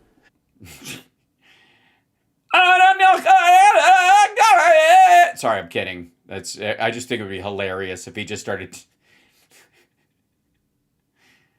singing a Persian war song. And to the people of Iran, I want to tell you, who watch Hannity right now during an internet and television blackout, America stands with you, President. Yes, that's right. And if you want us to bomb your cities, we're fucking there, buddy. President Trump stands with you, and you are fighting to topple a dictator, a theocratic lunatic who regularly leads mobs chanting death to America. And leads mobs. He doesn't leave them. He would never leave them. He keeps them close to his bosom. Unlike in 2009 when Barack Obama was president and the people of Iran tried to rise up and Obama sided with the regime and against the people.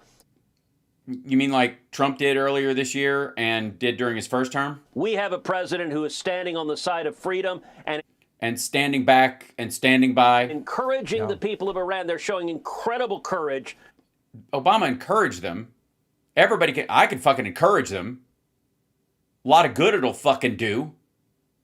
The worst part is saying you have their back and that the regime will pay if they do any of this shit, and then they do it and you don't.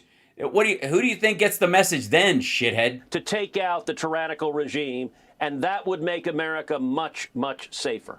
Oh, God.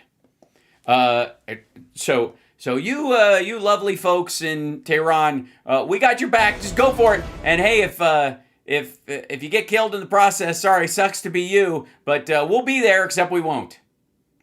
Now, shit, I'm running out of time. That's what happens. Okay, so let's see, where it is. There we go. The next obvious thing is, I hate to run ads during the show, but Mike Pillow is running for governor of Minnesota. And ladies and gentlemen, he's on... he's got a message for everyone. Lindell, we're not selling pillows tonight. The Boring Posse, I'll do it later. But right now, you're on a roll. He is selling pillows. I'm just saying that you are selling pillows. Yeah, they'll do it later. This is part of how you sell pillows. Oh, brother! And the reason we're not going to sell pillows right now is because it's illegal. I don't know if another debate or whatever, but man. You got to save Minnesota. This thing is out. It's a great state. Great. Yeah. People, beautiful. It's one of the most beautiful states in the country, man. It is a mess up there, brother. What in the hell's It's a mess, and you're the perfect man to make it messier. going on? Well, first of all, yes, I'm going to head to another debate here in 20 minutes, and you guys can help out, MikeLindellGov.com. The other night I said, well, what's one of the first things you're going to do, Mike, when you get in office? I'm going to ban Sharia law.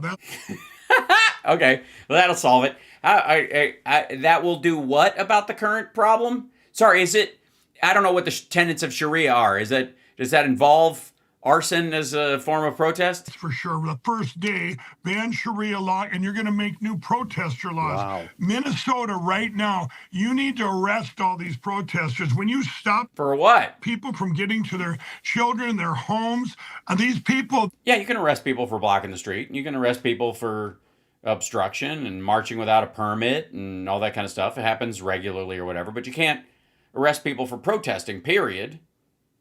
That's not you already have laws on the books for those things. They're not guilty of them. My friends and stuff that are downtown Minneapolis, they're scared to death because they can't get to the hospitals. They can't get to their daughters. Oh, it's kind of like when those fucking Canadian truckers were blocking the roads and you guys were supporting those guys. Remember, they were all being debanked, all boo, fucky who, right? And if somebody was trying to get to the fucking pregnant woman being driven by her partner to the fucking the hospital to give birth, and here are these assholes who don't want to get the jab blocking the street with their trucks. Sorry, lady. To pick them up for school. And just the other day, Steve, this happened Monday. I want everybody to think about this. By the way, these protesters are busting. This is all a big show. The other day on Maybe outlaw the buses then. Monday morning, I came to work here at 6:45. So like Michael Lindell wants to end busing in Minneapolis. I used to chase someone.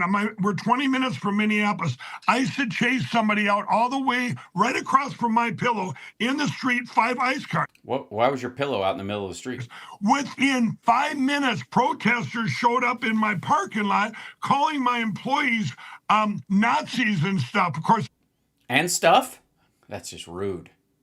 I mean, say what you will about Nazis, but they prefer to have the proper moniker and everything must be in its place and stuff. Who ends a sentence with this and stuff? I got there, you get out. I mean, it was, but get out.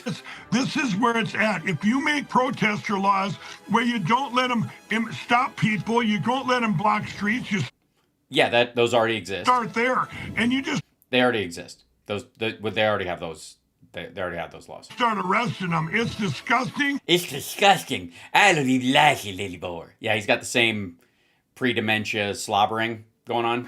And others, go get a permit. I'm all about, you can have a protest, but you don't commit crimes. I think that's just tongue swelling from crack.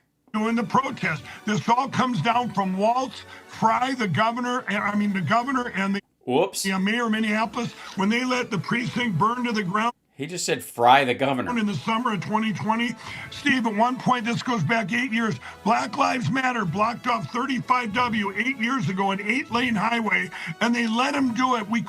My people couldn't get to work from Minneapolis. Really? They couldn't take side streets? And we couldn't get our products. So, because you don't have a GPS? Well, this is where we're at, and this is... You can't avoid one stretch of highway it's in Minneapolis. It's impossible to what's the phrase I'm looking for? Go around. To me, you arrest the protesters. You just sweep them. Yeah. Just use a combiner. They're all out of state. There's not many Minnesota folks. That's They're all out of state. exactly Mike, right. real quickly, where they go to find out about you run for governor? Where they go, sir? Yep. Go to mypillow, blah blah blah. Also. Let's see. Maybe. Let's see.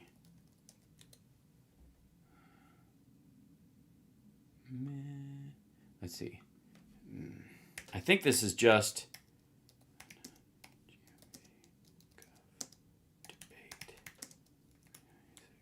I don't know. Yeah, this is live right now. Now, as I thought about vouchers, if that became law, do you think there's going to be a mass exodus from students in public schools to private? The answer is yes and no. Towards the exits here as the ushers will collect them. Okay, they introduce. I want to see the introductions of the candidates. Estrada, House Speaker. God damn, there's a bunch of people. Frontline activist, Republican Raul Estrada. House Speaker Lisa Dameth. Former MMA fighter Brad Kohler. Attorney Chris Matta. Army veteran and former business executive Kendall Qualls, Good Sense Foods CEO Patrick Knight, and Dr. Scott. Nobody wants to sit in the front row? I guess they know that Mike Pillow's a spitter. Jensen. Now on to the question. You're watching House Sparks Megaworldwiide, by the way. Like, subscribe, give a thumbs up, support the show, etc. Can you darken up a little bit? All right. Mr. Lindell, we'll be starting with you on question 1. Question 1 for Mike Pillow. This will be a 60-second question. Wow, that's a long question. How long do I have time for my answer? What makes you different as a candidate from the... Well, I'm the only former crackhead / current crackhead up here. Other candidate. I think. It's on the debate stage tonight. I've been CEO and built massive companies, and when I'm building them, they need a businessman. Is that what we see like our great president? Yeah, for like a business, you'd need a businessman. Government, public service, you'd need a great public servant, I think.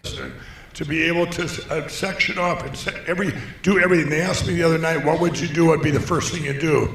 Well, besides bring back the Minnesota flag and ban Sharia law, I would deal with every single problem. And oh, shit, what? You got it. You got my vote, asshole. Wait a minute, deal with every problem? See, it sounded good right out of your mouth, but now the more I think about it, it seems like a lot. It seems like you're taking on a whole lot. That's a big first 100 days. Every problem. Like I'll tell you, the biggest problem Minnesota probably has is snow, and of course a lot of still water mosquitoes in the summertime. But also, I think there should. I think Paisley Park should have its own airstrip. There, I said it. You shouldn't have to fly into Minneapolis St. Paul Airport to go to Paisley Park. You should be able to just go straight there because it's really the only reason we go there. There and First Avenue, 7th Street entrance.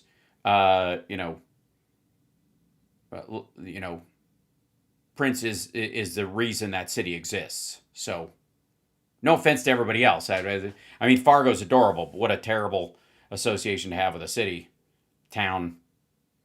Village? Township? Township. I'm going to go with Fargo's barely, it's basically a big township. And I've also proven myself over the last 5 years as my pillow's been the most attacked company in history. Yes, and I hope to make Minnesota the most attacked state in history. And we'd be able to get through, and to be able to get through that. You didn't get through that. You didn't.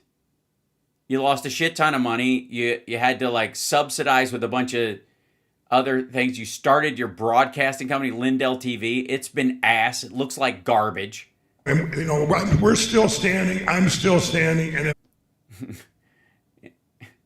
thank you, Elton John. If you vote for me, I'm going to stand for you, and I will never give up. All right, that's. I don't know.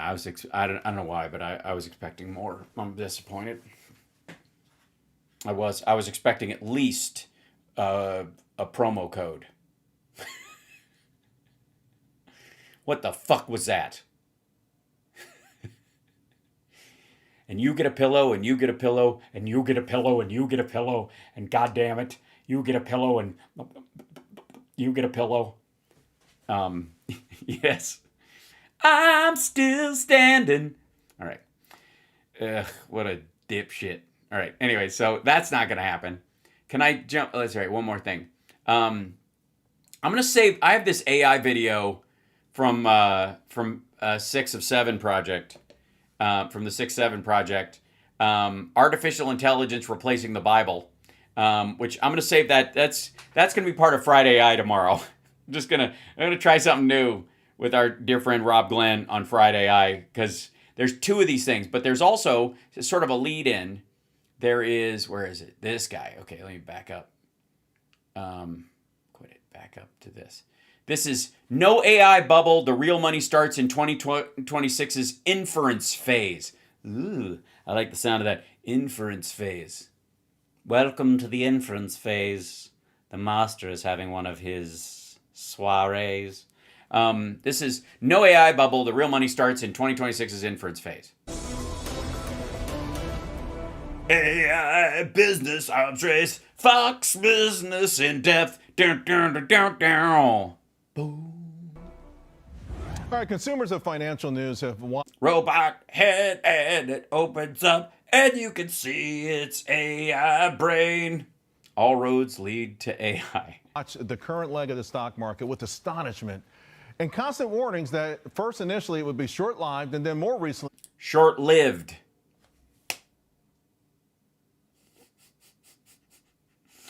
Short-lived. Lived? That word is literally never pronounced that way.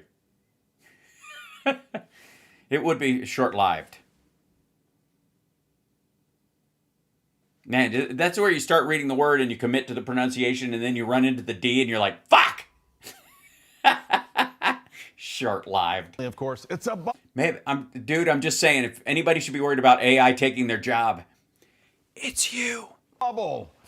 But it's been a boon for investors who bought in, especially those who follow the work of my next. I know that's a business thing to have that kind of suit. I know. It's classic. There's something classic. They always say classic when they're trying to excuse some out-of-date bullshit style. It's all over Wall Street. I find it ridiculous. I find the pinstripe less ridiculous. And it still kind of is. Two guests. Here to weigh in, Spear Invest founder and CIO Ivana Zalewska. Chief Intelligence Officer? What? Along with IO Fund lead tech analyst Beth Kindig. Ladies, thank you very Oh, much. she is the CIO. She's the the Chief Investment Officer. Yeah. Much. First of all, I tell you, whenever there's a serious AI question or topic, you are my two people to call. Yes, the ladies in the long black boots. You're amazing. You're phenomenal. You've made Fabulous, exciting, and you're female, which is very difficult to find in this building. people a lot of money. So first and foremost, I want to get that out of the way. Now let's talk about the AI bubble, Beth, because that's all they wrote about last year. It's like every hiccup was an AI bubble. It's going to burst.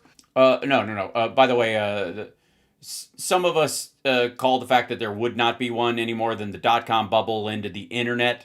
The dot-com bubble was not an internet bubble, and the internet continued on and is kind of the backbone of modern life. AI will do the same thing, even if there's some technological dipshittery around the edges. We got bigger fish to fry. It's just going to put other people out of jobs. What do you say to people who ask you, what about the AI bubble? What if they said, hey, what's this bubble stuff? And you're like, I would like fries. I don't see an AI bubble. What I see is a All right, that's good. Okay, let's call it, let's wrap. All right. stage of R&D development. That means these big tech companies are spending hundreds of billions to create this technology. And soon, Charles, we're going to go into the inference and the monetization phase. The inference and the monetization phase, which are different. So don't leave the party early. We've been spending so much money to create the technology. It's going to be deployed at the edge through applications. That's the big moment for investors. Nice. It's when that recurring revenue starts to kick in, the profits, and it's all from the inference stage, which is starting 2026. I'm going to get more details on inference and what that means, but Yeah, because I don't. What? Ivana, again, you've come on many times to swat down this sort of AI bubble notion. Doesn't mean a company here and there may not be overvalued from time.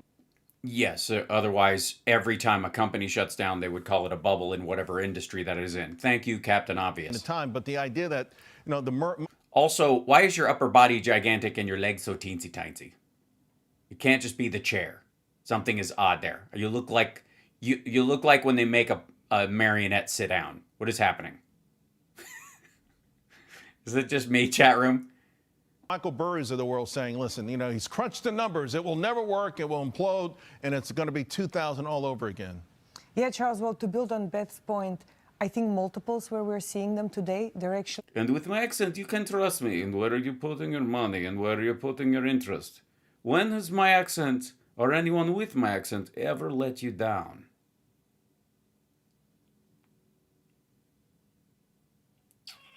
quite muted and trading at the lower end of the historic range. For example, companies like NVIDIA that are viewed as a proxy for AI is actually very cheap today just because they've been able to grow their earnings so significantly. So usually in a bubble, you see multiples expand way ahead of fundamentals. And we're seeing the opposite here. Yeah. And I've done this on my show. Bubbles and irrational exuberance, PE ratios go through the roof. Last year, Mag 7 PE ratios went lower. In fact, over the last several years, they've gone lower. So there's just so many things that belie that notion. It's also because they know how this works now, and there's a lot more meme buyers out there, and there's a lot more retail investors. So you put more stock out there, and it doesn't automatically cadaver it because there's so much out there. It's not like this monetary inflation idea where if you have too much stock in circulation, it won't be worth shit. You can have more shares out there because more people want a piece and have access to it through Robinhood and E-Trade and all that kind of shit. But who the fuck am I? I just know that, I mean, I'm not a stock expert, but I do know it's 2026 and not 1926. There's another debate now that's come up, particularly last year. We started last year, everyone was feeling sorry for Google. The search engine was going to lose out. There's no way they can win. We ended the year where Google is the darling. Everyone thinks that Google and any of the names in that Google AI orbit are winners, and OpenAI and anything in that OpenAI orbit are losers, Beth. I see them as both winners. Well, and also you can't invest in OpenAI anyways. Google is public. OpenAI is not yet, anyways. Especially once we get into that inference stage and all these applications can be built using their models. That's what these big tech companies and OpenAI are going after. They want their large language models to be embedded in the military. I'm sorry, go ahead. Inside the proliferation of applications that is coming. They will both be winners in that regard. What about from a financial point of view, though? I mean, OpenAI has got to raise $1.5 trillion. Second half of this year, they've got to start writing some checks. You've got companies like Oracle whose stock has suffered because many don't think they'll get their check. Right, because, again, they expanded their business without a clear pathway to what in a physical world, what that would even mean. They expanded on hype.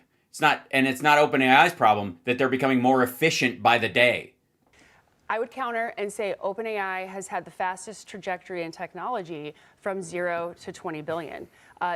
We have to kind of pay attention here. They're monetizing very rapidly. We've had massive markets, mobile. We've had mobile, we've had cloud.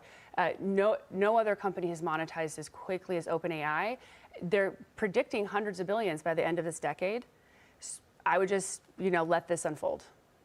Ivana, do you have a winner? Are you Google? Are you Team Google, Team OpenAI, or Team Opportunistic, one way or the other? Well, I think Team NVIDIA is really going to keep winning, right? Where I believe that they're still going to have a leadership position in general purpose computing.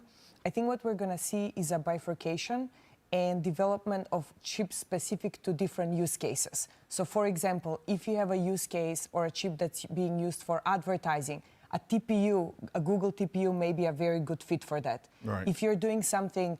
That's a trainer processing unit, a TPU, as opposed to a CPU, a central processing unit, or a GPU, a graphics processing unit, or an NPU, which is a neural processing unit. They're all PUing. They're all pew-pewing right now. More general purpose, like what OpenAI is doing, then an NVIDIA chip would be a better fit for that. Which would be sort of a GPU or an NPU. I think what's going to happen they're leaning more towards calling them NPUs because they're not just graphic processors, but they can crunch a lot of numbers. over time is chips are going to specialize depending on the use case. You chips, you Americans with all your fish and chips.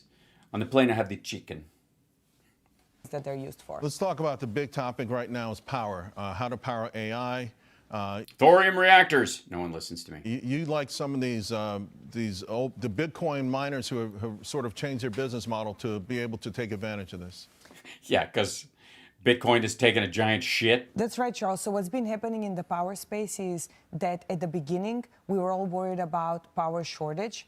And a lot of the IPPs were very good ways to play this because companies like Constellation, like Vistra, because they were able to add to existing infrastructure. They were able to add power generation capacity. Now we're at a point where that's tightening up and everything that they have in the Yeah, so the new data centers will be tied to Chernobyl. Pipeline is already priced in. So an area that's not priced in is the Bitcoin miners who have secured power capacity, but they've not actually contracted it out. So they're going through because Bitcoin is losing the process of contracting out some of their larger oh my God. Power so a name plants. like an Iron could qualify there. That's right. So we like Applied Digital, that's been a top performer this year. We like TeraWulf. Iron is another one that we don't own, but it's a good play on this. So I think that's really where a lot of the incremental upside will come from. And Beth, you gave me Bloom on the show, and I remember seeing Bloom on 60 Minutes like almost 10 years ago. I thought, wow, this thing is amazing. The stock never did anything. You mentioned it and it went to the moon.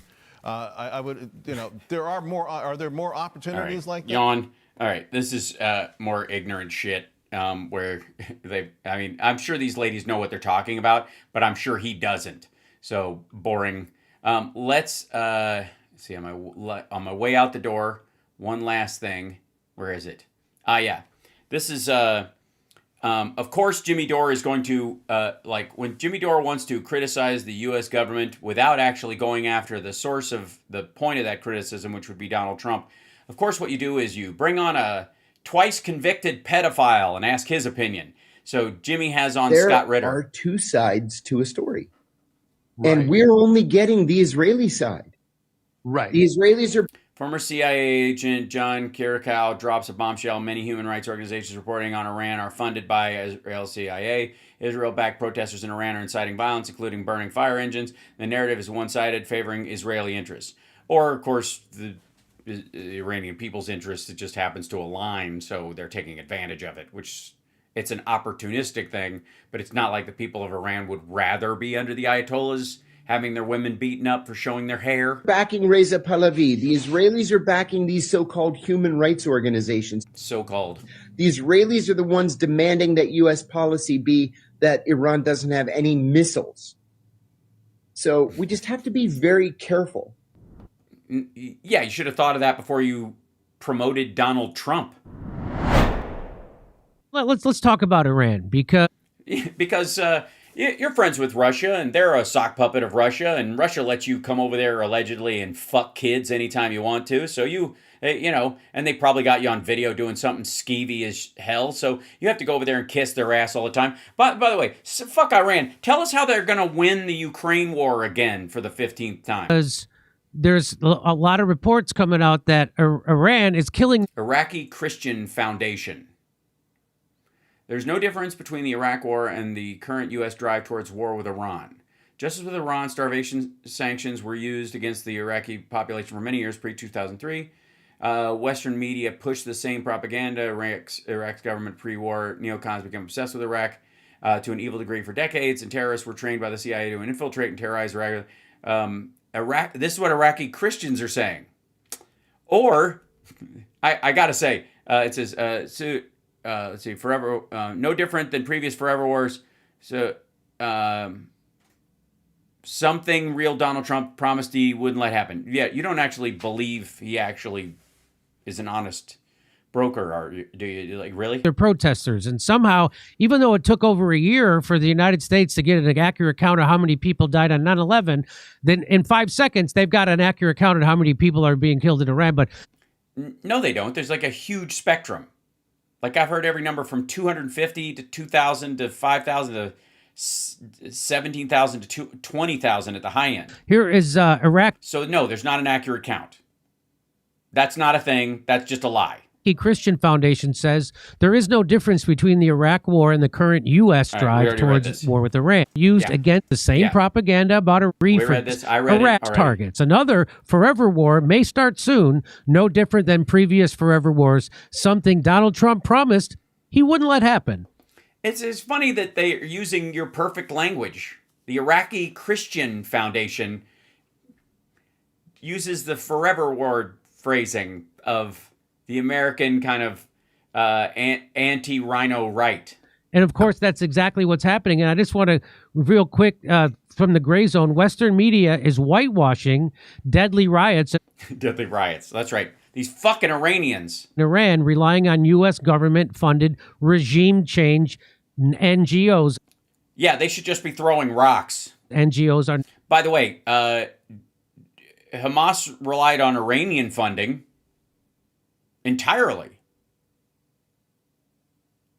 And? Non-governmental organizations. So here's the former CIA agent John Kirikow. He's going to let us know that when they tell you that the Iran is killing their own people right now, and that's being used as the reason why we have to go in and because we care about the Iranian people. That's what this is all about. We really care about them. Also, by the way, like Trump's being namby-pamby about this shit, and the rest of us are like not convinced we need to bomb Iran. There's not a drumbeat like there was leading up to the Iraq war right now. Everybody's more concerned that Trump's just going to fucking do it, just like Venezuela. There was no drumbeat to take out Maduro. So that's where the overlap ends. It sounds more like this is less about convincing the American people and more about convincing Donald Trump that he's got a financial interest in the end of the regime and this possibility, or letting this boil up to a certain point, getting them off the hook, and then they owe him, which is arguably what happened just before. Like we care about the Venezuelan people, just like we cared about the Syrian people, just like we cared about the Iraqi people, so it's all a big yank. It's the same stupid story. And so here's what John... Right, Americans don't care about these people, especially the ones of us that are complaining about Donald Trump doing extrajudicial shit like blockading fucking Venezuelan fishing boats and blowing boats out of the sky with planes that are painted to look like civilian aircraft.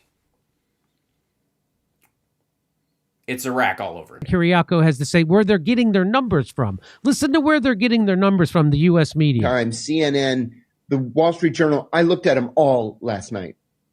And they're all saying, oh, my God, it's murder in the streets in Iran. Oh, my God. This human rights organization is saying, 172 dead. Okay, that human rights organization is based in London. And it's funded. Which is basically, a Muslim capital at this point, if you listen to other right-wing channels. They might all be getting it from the same source, especially if there's overlap that they don't know because they're far away. So they're reporting this because they're checking in with people in the country. Why would that be weird? By the Israelis and Iranians in exile. And then, Which also, why is that weird? That's also, look, I don't need an excuse to fucking like these assholes or to dislike them. I just don't know why that automatically makes them untrustworthy if they're Iranians in exile, considering the regime that exists. There are a lot of Iranian women in exile. There are lots of Iranians in Los Angeles who had to leave their country because of the Islamic regime when it took over, because they would be killed. So I'm not going to just say, well, fuck you. You left. What the fuck? Why should I trust you? You're not there. But they have relatives there. God, there's this other human rights organization that's saying 500 dead. Yeah, that one's in Washington. And they take money from the CIA. So you can't... Right, but also, just because they take money from the CIA, does that automatically make them suspect? That's the other thing. Why is... Okay... The idea that CIA might be tasked with an outcome does not mean that what they say has to be false. The task and the outcome could be in line with reality, or it couldn't. But it's not automatic. And if it's overt, and again, if you're questioning their numbers, just question their fucking numbers. That's the weird part. Reliable information. There's no reliable information. Right. Even from you. Why should I trust your criticism of that number any more than I trust their assertion of that number? That's my point. Why the fuck is this a source? If you're saying the other one isn't a source because you don't like who's behind them, then criticize the details of what's coming out of there. Because I got news for you. The number could be a lot higher, too. They could be shortchanging it. They could only be counting the dead on their side. They could, there could have been a bunch of fucking IRGC guys killed. There could be, hundreds of pro-regime Iranians that have been murdered or something like that, but that wouldn't be counted by that particular group, which would mean the death toll would be even higher. Again, do fucking Sudan, you chimps. Now, are people being killed in Iran? Absolutely, yes. But we have no idea how many. And, if it's 65, do we really have to? Yes. But think of this, too. Do we know that these people aren't being killed by Israeli-backed protesters? Because... Okay. Do you have any evidence that they are? So your assertion now is that this NGO is coordinating with Jews to kill Iranians on behalf of the other Iranians just so they can have a body count to sell to the rest of the world. Okay, cool, great. The Israelis have been bragging over the weekend that they're the ones backing the protesters. Yeah, because it's considered a freedom movement. By the way, there's a reason why this asshole sounds like a white South African right now. There's a thin line between this. And again, I would rather have the actual details than somebody going, I don't trust them because fuck those people. But you know what I think is the numbers are completely the opposite for just reasons they're up my ass. And I'll add another thing that all right. Literally no one is reporting. Protesters set on fire 48 fire engines. Well, if no one's reporting it, how'd you find out? For real. In Tehran. Also, I've seen reports that they set fire trucks on fire, ironically enough. But where'd you get that information from? Pro-Russian NGOs inside the country that are siding with the regime? 48 fire engines. And? So that they cannot respond to fires. Okay. Why? Because they're burning government buildings associated with the Ayatollah, and they're unarmed by and large, the protesters. So that's the way they guarantee that what they're trying to do with the little resources they have will have the biggest impact. Because have you ever watched an episode of The Walking Dead? Because it's the Israeli-backed protesters setting shit on fire. And Jews hate fire trucks? What? How is that the connection? Honest to God. And also, what is Israeli-backed? So just because these people have the money to do something, they're going to do it just because Jews paid them shekels to do this. They don't really want to do it, but that's the gig. You know what I mean? They're just clock punchers, like the Minneapolis rioters, right? That are coming in from other states. This is the Mike Lindelling of the Iranian protests. And this is just to make it worse. Now, the thing is, okay, so for people who are listening and are thinking, okay, John's being conspiratorial. No, I don't think he's being conspiratorial. I think he's playing fast and loose with the facts.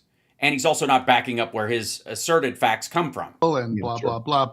Let's not forget that we know that he... Oh, no. You better not go past his prologue. We know that shit happened in Iraq, or we know that under George W. Bush, we blah, blah, blah. Iran is riddled with people on the Mossad payroll. Well, yeah, because Iran wants to wipe Israel off the map. So why wouldn't they? You don't have to like them to think that this is strategically smart.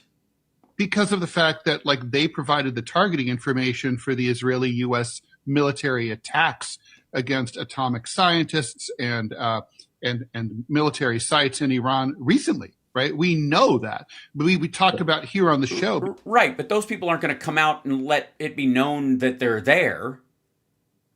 If they're there to cite places, they're going to blend in. Before any of these protests started, about how Iran has a serious Israel problem. You know, the Ayatollah says the exact same thing. That's amazing. That is the greatest sentence in this entire video. There's no way they're going to top that. Iran has a big Israel problem. Okay. In terms of infiltration. Well, yeah, those terms. So I just want to... Sorry. Why wouldn't Israel infiltrate? That's like saying during the Cold War, Russia had a real American problem. Or America had a real Russian problem, which you would never say. You know, provide a little context there. Yeah. It's not context. That's silly. Why wouldn't they? That's what you have to explain to me. Why the fuck, if Iran's stated purpose is to wipe Israel off the map, to totally destroy it, by hook or by crook, either through missile strikes or through, proxy groups or whatever it is, to destroy Israel, why the fuck, explain to me why Israel wouldn't try to have agents in that country spotting where their military sites are in case they'd have any chance to reciprocate in an attack if they were ever struck really hard. For real. This doesn't even have to do with like Zionism. This is like standard statecraft. All right, chat room, does this seem particularly odd to you? The description of this? Because it seems like, why... I feel like India and Pakistan have agents in each other's country. And if there's shit going on in Pakistan, there's India's fingerprints all over it. And vice fucking versa. They are mortal enemies.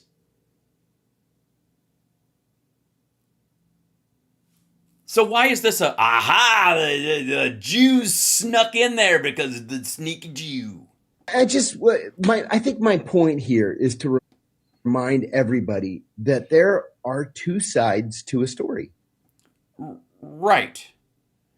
In this case, the sides are, according to you, the innocent Ayatollah's regime is being attacked by the mean old Jews that are shoving their hands up the ass of innocent Iranians who otherwise would be perfectly happy under the Ayatollah, and this uprising is completely fabricated. that there are agents in there supplying them with intel and supplying them with weapons, but if there weren't, they would just roll over and die or shut the fuck up. How is this a thing? I think, arguably, you could say there are three sides to this, and it's more like two sides and a peripheral. One is there are the Iranians who are perfectly comfortable under the regime, and there are the Iranians who are not comfortable under the regime, which has been an increasing number of people over the years, and countries with an interest in the folks that are not comfortable with the regime have been helping them out. By the way, you can start to understand the seeds of why these assholes think Russia was the victim in the Russia-Ukraine war, and that by we're helping Ukraine because they were attacked by Russia, this is a proxy war that we picked with Russia, even though we were never fighting with Russia until Russia attacked a sovereign fucking country.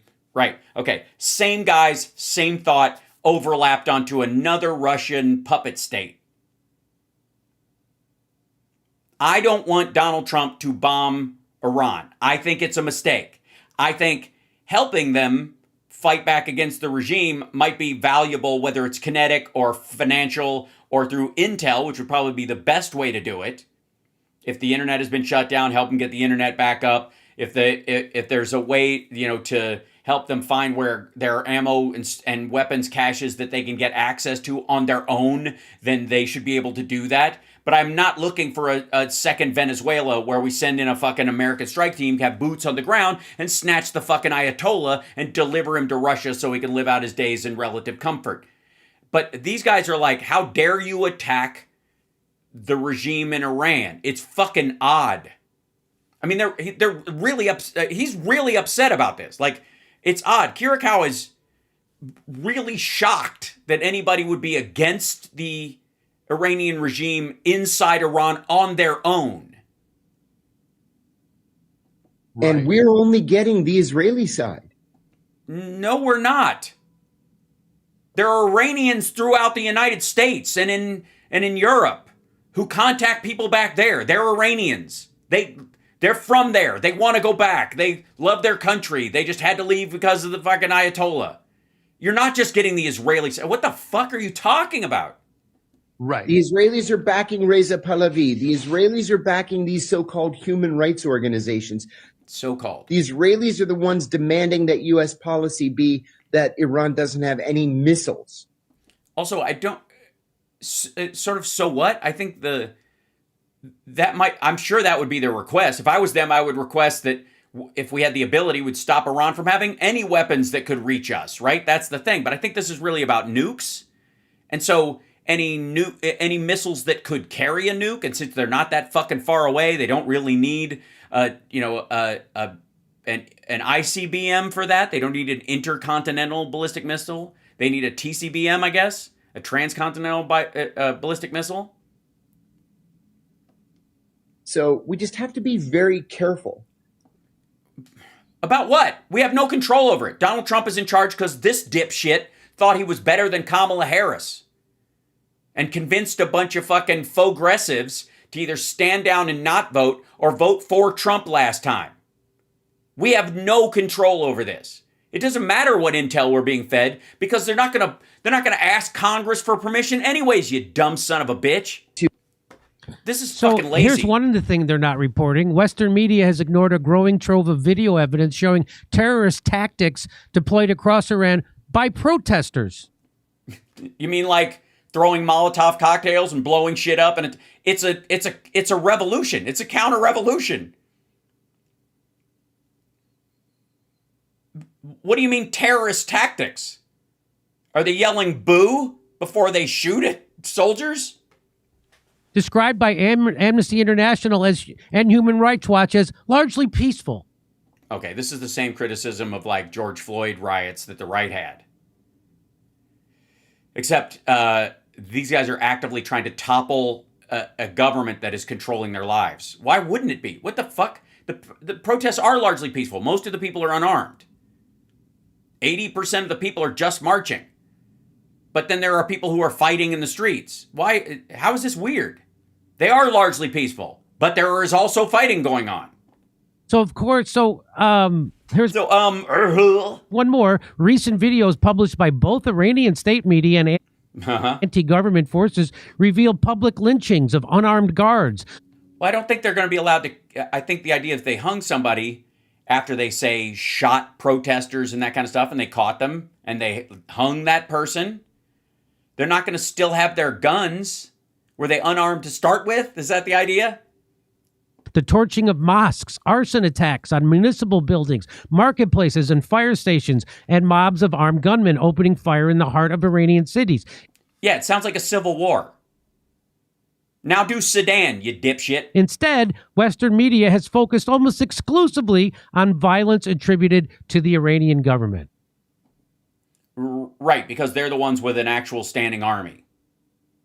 They're the ones that actually have, a military. And so who are they relying on? They're relying on the CIA-backed human rights and the NED, which is the Sorry, who? Don't give me CIA-backed human rights, blah, blah, blah. This anti-USAID nonsense. Who? What group? Don't just say CIA-backed NGOs. Tell me who. It shouldn't be that hard.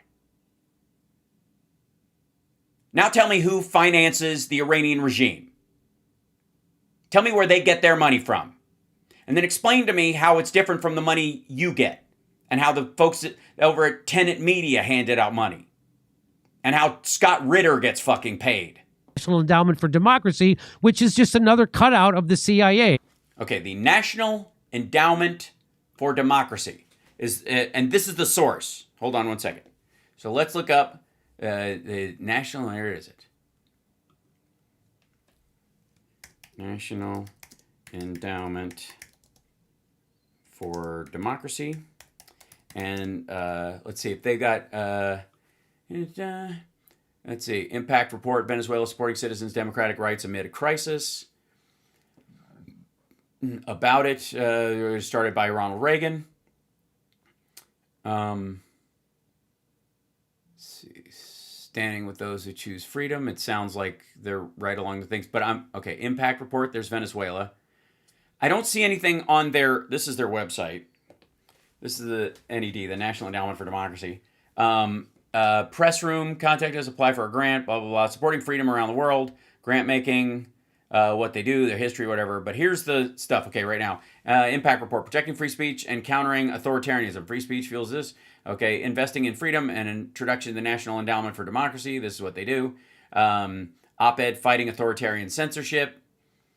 NED Impact, advancing religious freedom and human dignity, whatever. It sounds like your standard NGO fighting for American democracy style stuff throughout the world, whatever.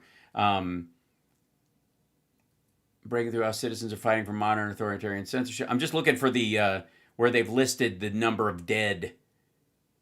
It looks like a standard NGO, close to government. That gets a mix of private and public funding.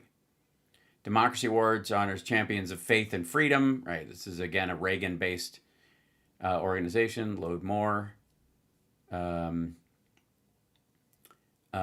Digital Times. He's a campaign for Uyghurs.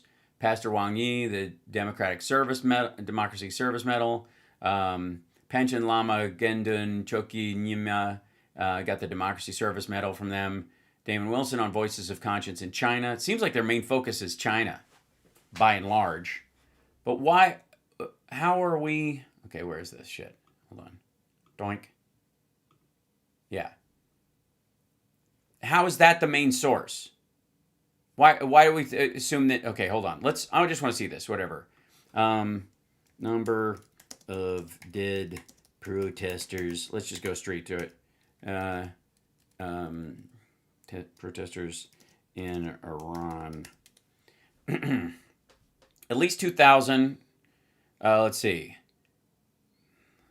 Let's take a look at what this is just kind of like what you get when you Google it. How many people have been killed in Iran's brutal protest crackdown? New York Magazine. Late last week, Iran's government shut down the country. Okay. The death toll from a crackdown on protests in Iran jumps to at least 2,571.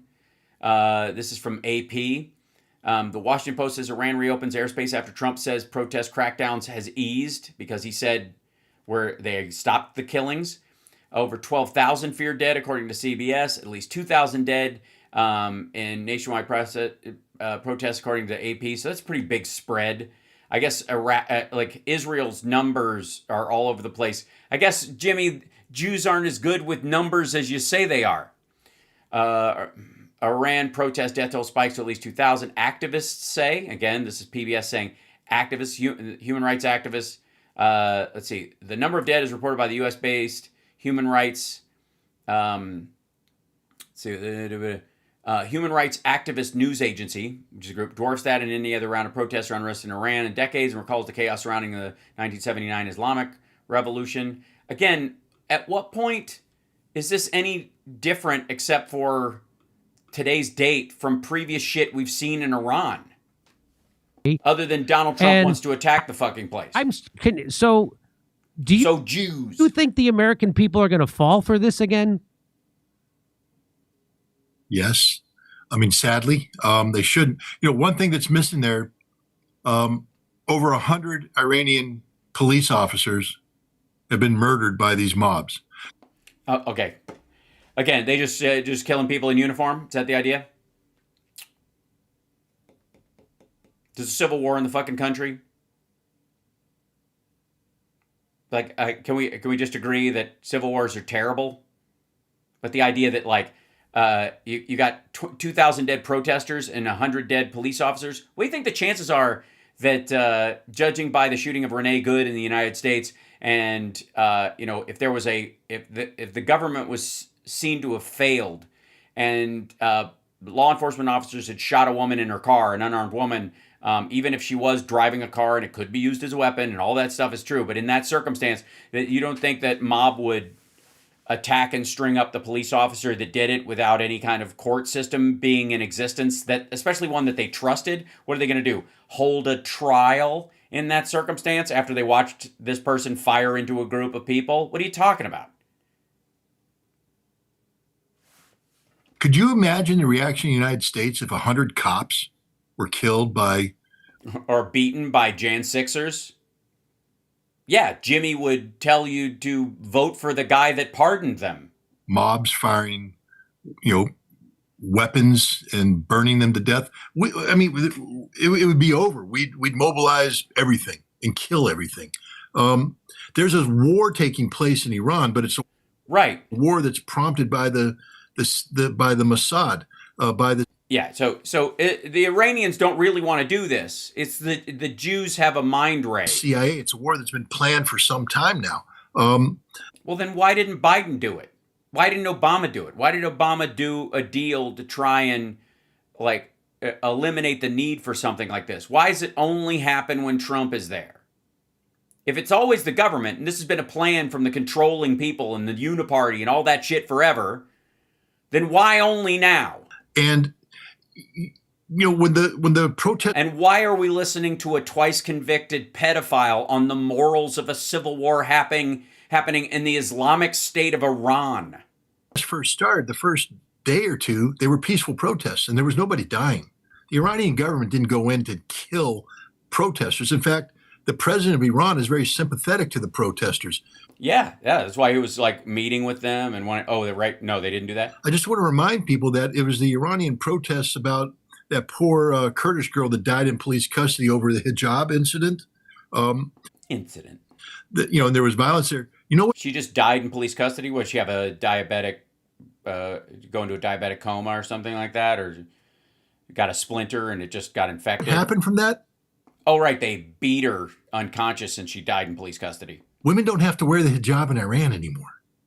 You can go to Tehran, go to the mall, and they got their hair hanging free, hanging down, running free, because the Iranian president listens to the Iranian people. And when these protests first started, he was walking with them.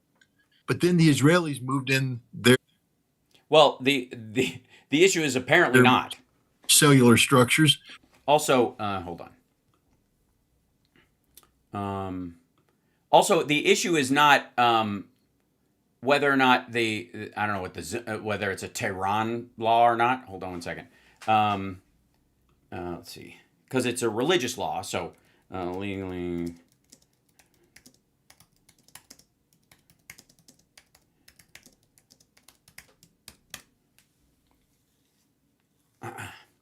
because I think it's just that, under Iranian law, women are legally required to wear a hijab in public.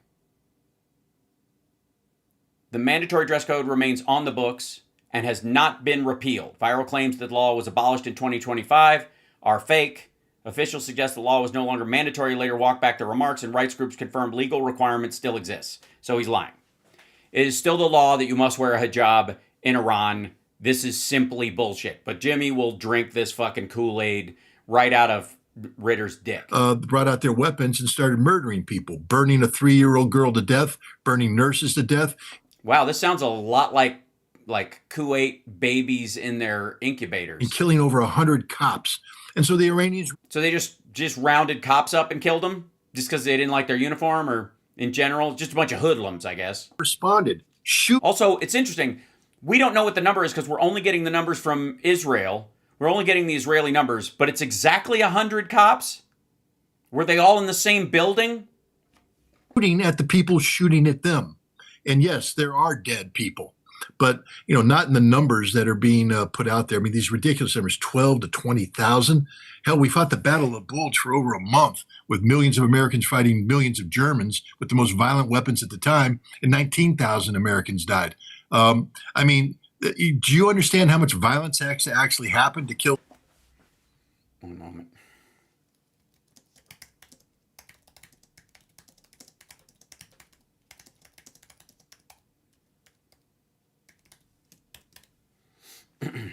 $12 to 20,000 people. It isn't happening, but hundreds of people are dying, being killed. By the way, total U.S. casualties at the Battle of the Bulge, 89,000. 23,000 captured or missing, meaning dead. And then 19,000 killed, 47,500 gravely wounded or wounded. That's the U.S. side. On the German side, there were 15 to 20,000. So in this fight, he's only counting the American casualties in this. The Germans lost 15 to 24,000, got 34,000 wounded, and their total casualties were somewhere between 77 and 100,000. They lost 28,000. The UK lost 200 casualties. Total deaths were 35 to 40,000. He's only counting U.S. deaths. One side, just like he's counting the soldiers here, or the cops. Fighting in this combat between Israeli Mossad agents. Yeah, that's what these people are. So the people in the streets, the people who are standing up to the regime are all Mossad agents because there's a Jew behind every fucking bush. And Iranian security forces. That's the reality of it. Not going to be reported because it's bullshit. Truth isn't what we want to hear. Well, apparently not, because that's not what you're saying. So this is from the Jerusalem Post. The Mossad spurs Iran protests, says agents with demonstrators in Farsi message. So as protests grow across Iran, the Mossad posted an unusual Farsi message urging demonstrators to act, saying it is with them in the streets amid rising economic pressure and public unrest. So, okay, so with them as in physically there, or supporting them? Because Donald Trump said he was with them as well. But as far as I know, he was in Detroit and then he's going back to Florida. This is so fucking lame. So is there any doubt that this is another one of these CIA, Mossad inspired protests? And it's like they take a inspired. That's a normal protest and a normal protest. Yep. Make it go crazy. How do they do that? They make it go crazy. How do they do that? Why just hand out guns to a normal protest? Like if you hand out a bunch of shotguns and fucking Molotov cocktails at the Pussy Hat Parade, who wouldn't start chucking them in the windows of every building they came across and burning fire trucks? People are always this close to just murderous rioting. Have you ever been to a Costco on a Sunday before closing? And they fund money. Then they're also sending arms to these protesters too, the Mossad. Really? Is that why we've seen like 9 shotguns? Is there any doubt in your mind that? Yeah, I would imagine there would be a lot more conversations about drone warfare, even the Ukraine style drone bombings. That seems like pretty easy to do these days, and we're not seeing any of that yet. Maybe because the Iranians don't want to admit that that's what's happening to them. That's what's happening? No, this dates back to at the end of the Bush administration, transitioning to Obama administration. So you can blame him for what Bush started? There was a guy named Jared Cohen who worked. Cohen, I hear you. For the Bush administration, the State Department. He came up with a concept called digital democracy, and basically it was using the internet to rally the youth of. Oh, I see. Like Russia did with to help with fake accounts to help Donald Trump get elected by causing chaos in the United States, and yeah, these different nations: Iran, Lebanon, and Egypt. You mean like Voice of America, but with fucking MySpace? To become pro-Western and to rise up against their people. Digital democracy became the heart of what the CIA's regime change operations in Syria and in Iran. They tried, the Green Movement back in 2009 was a CIA operation using digital democracy. Yeah, but don't the people have to choose to do this? Do they have any agency? I mean, I'm all for hearing about the CIA's got some sort of social media fucking ray, but you do realize you can read something and not go kill someone, right? You do realize that's a possibility. You do realize ISIS also floods Iran with all kinds of propaganda to try and radicalize people, to kill people who are insufficiently Muslim in their eyes, right? And yet that's not a secret plan by ISIS to control people and foment disorder? What the fuck is this? Why is this an argument? Can we just have the actual details from the fucking place, and then if you want to do a postmortem, that's one thing. But what do you think you're doing with this entire conversation? You think we need to cut off funds to Israel so that the protesters will be hung out to dry, so the Iranian regime can kill them? Because they wouldn't have a chance to fight back if it wasn't for the mean Mossad agents that are with them / waving from the sidelines or whatever the fuck the argument is, which you have not articulated other than that apparently there's a Jewish army in the streets dressed as fucking Iranians.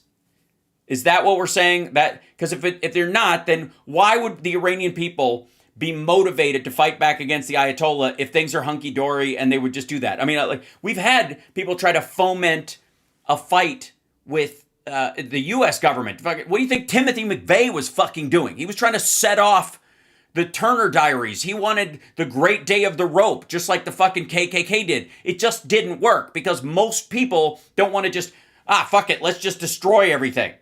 As much as these fucking armchair fucking, like, war jockeys think that works. Fucking assholes who've never been in a fucking fight. It's the same model now that the Mossad and the CIA have been perfecting over time. Perfecting over time. They last tried it in the summer of 2023. Which it obviously wasn't perfect. They failed. But no, there's no doubt about this. Jimmy. There's a lot of doubt about this. I don't know what the fuck your assertion is, other than likey. They made a mistake, the Israelis, and they rarely do. But the tool, the communication tool that they used to communicate with these cells that they had in these Mossad agents was Starlink. And they were sold on this by Elon Musk. But, the Russians have great experience with Starlink, too, because of... Right, because of their friendship with Elon Musk and Donald Trump. Elon Musk providing it to the Ukrainians, and the Russians have broken the code on Starlink, and they have the ability to, A, jam it, and C... no, you can't. Detect it, and... He shut it down on their behalf. Jam it. You can jam it. Monitor it. And they provided this to the Iranians. Ask gibberish. Yourself why there's a 3-day internet blackout. Because they don't have Starlink? Because the Iranian government controls the fucking internet in the country? What are you talking about? Because Iran shut it all down. They shut down their own internet. That Starlink isn't in there. To silence the communications between these people. The Israelis panicked and tried to send in new Starlink terminals. The Iranians captured all of this. This has been... Then no messages were sent. If they captured the shit, what did the Iranians trick the Israelis into thinking that they were the good guys? And this is how... All right. You're not sending the secret messages over Starlink. Everything's encoded, you dumb motherfucker. You'd send it through an encrypted app within that internet part of it. So you wouldn't just hack fucking Starlink like it's a fucking water pipe and get everything in it. You'd have to also break the code on the data that's going through it. A Western-funded, Western-directed, Western-organized, Western-equipped operation from the very beginning. And the Iranians know it. It's not right. That's why they feel comfortable rioting. It's not that they're guessing. The Iranians have been monitoring this. They have all the evidence. Also, why the evidence? Where does he hold on. I'm confused. Why does this motherfucker think the Iranian state is somehow this masterful organization? That basically, like, we ought to fuck China in the AI race. We ought to watch out for the Iranians.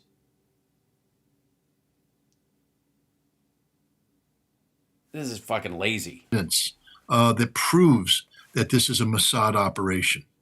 Well, then why don't they just release that thing that proves it's a Mossad operation and that there are no Iranians fighting their own government? It's a bunch of fucking IDF soldiers in disguise.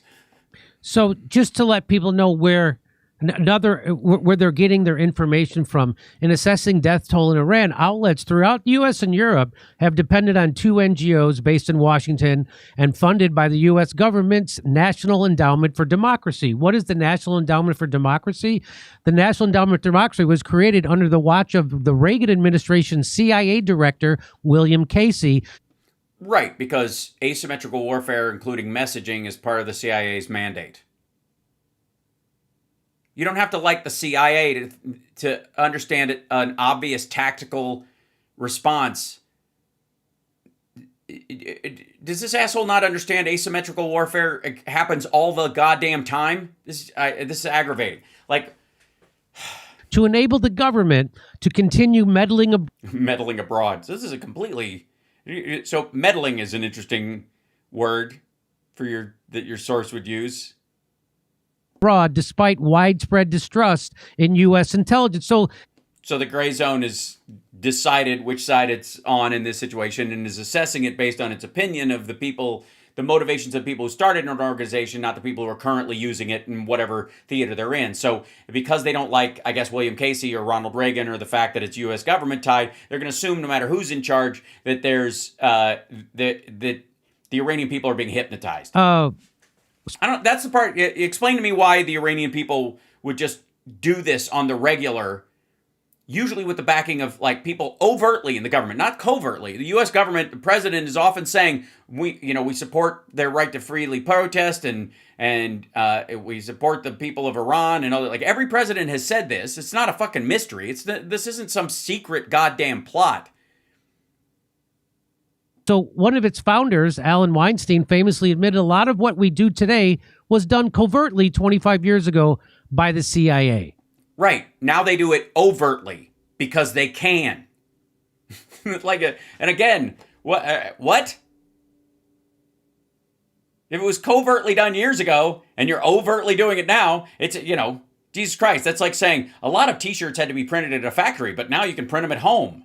So that's, again, this... Yes, you can run Twitter accounts. Before, you'd have to come up with messages, and the CIA would have to plant articles in newspapers and coded language and all kinds of stuff. And now you can just tweet. It was 100% CIA Mossad operation. No. If it was 100% CIA Mossad, then none of the people in the protests is Iranian. Not a one. Happening in Iran. You think the American people are going to fall for it. I know that... Fall for what? The question is, should Donald Trump strike Iran or not? Not whether or not the Iranian regime needs to go or deserves to be in control of that country. That is the decision of the people in that country. As the United States now do Sudan. You don't give a rat fuck about the death tolls through the fucking roof in Sudan. Russia is absolutely on the side of the NSF over there, or the Sudanese army, and the NSF is the RSF, sorry, the Rapid Support Force, which was started as the Rapid Strike Force, but they changed their name because the Russians told them to, is paid for by fucking the UAE. Both Trump's fucking buddies trying to basically bring that country to its knees so they can sneak off with the gold. And Trump wants to help them do it. So you don't give a shit. Scott Ritter and this dipshit are not going to go on there and go, this is horrifying. The people of Sudan are being manipulated into a war by two different groups. You know why they won't give a fuck? Because there's no Jews on either side of it. And both sides would send them money. Charlie Kirk was against this.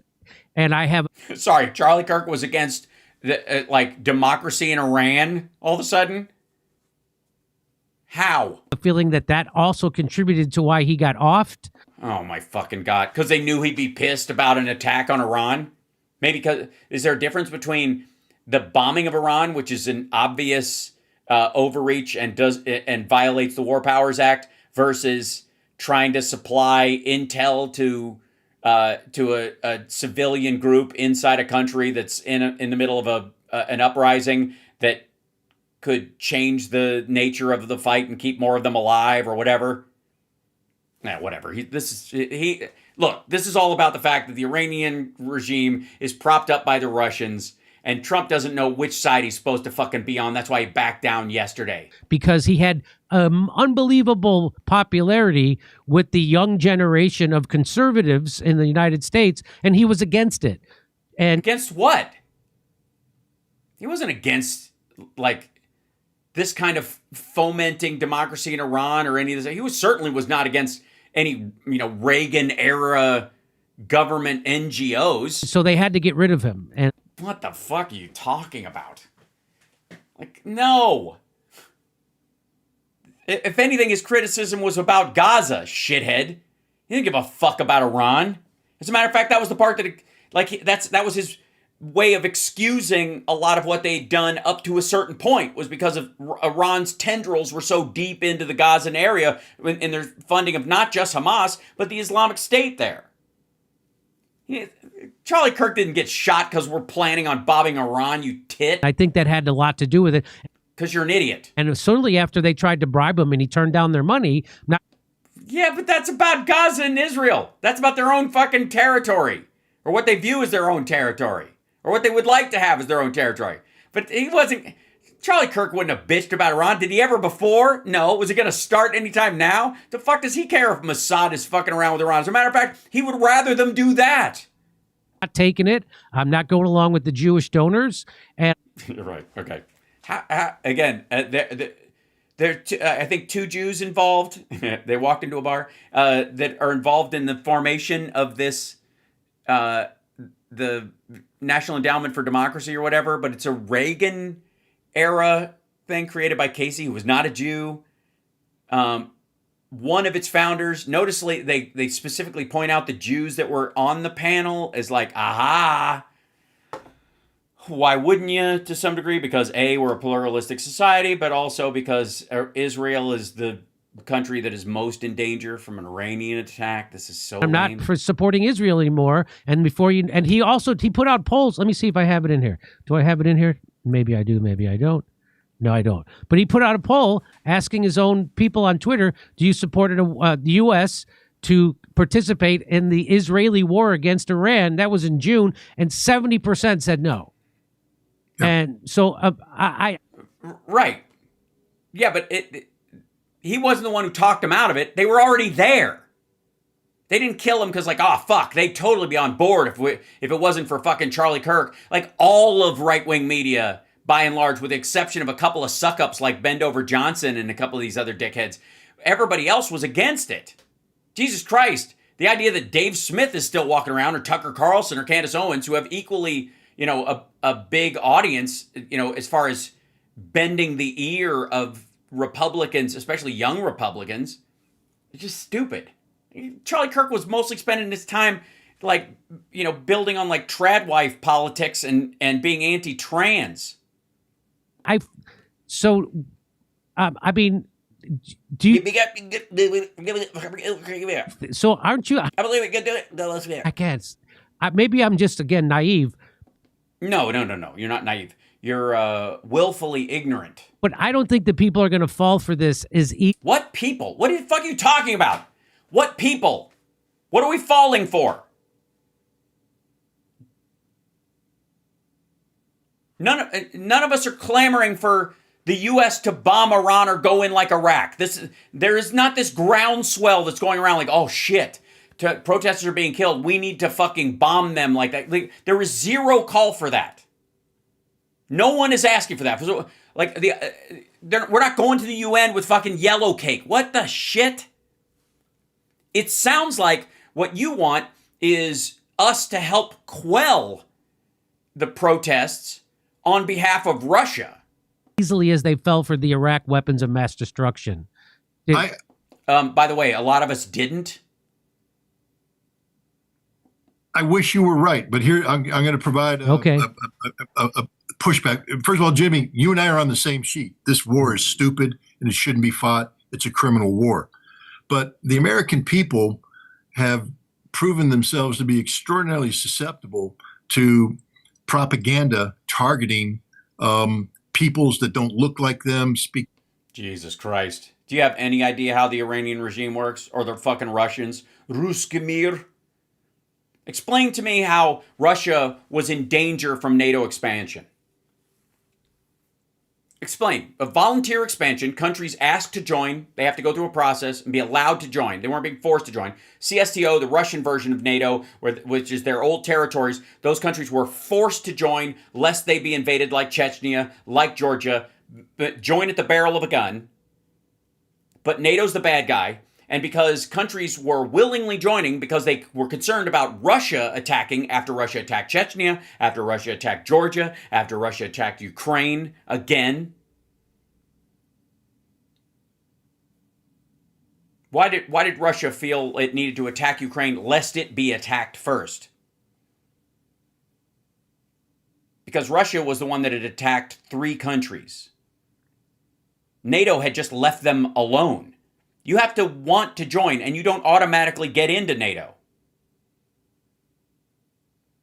But they had to attack. They had to rape women in Bucha. They had to, put grenades under the bodies of dead children so that if anybody turned them over to see if they were still alive, that person would also be killed. Because they were afraid of the evil people of NATO.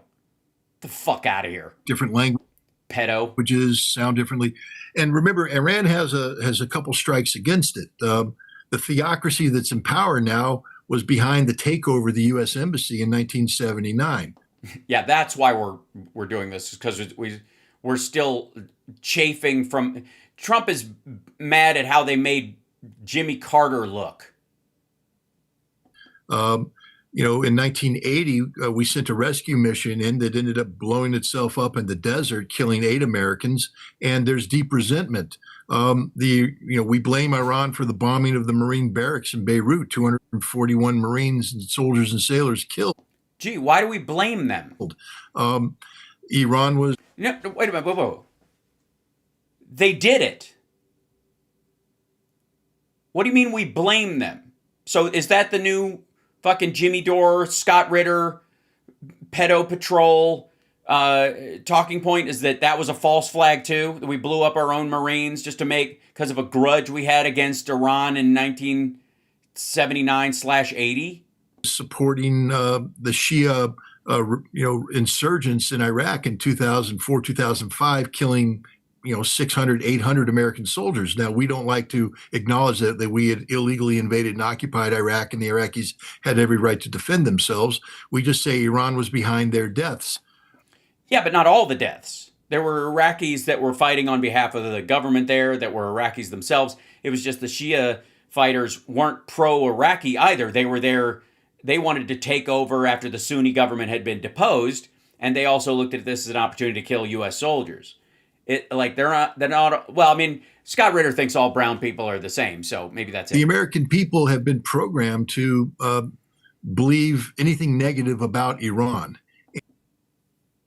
No, we haven't. We certainly don't believe all Iranians are evil or any kind of stuff like that.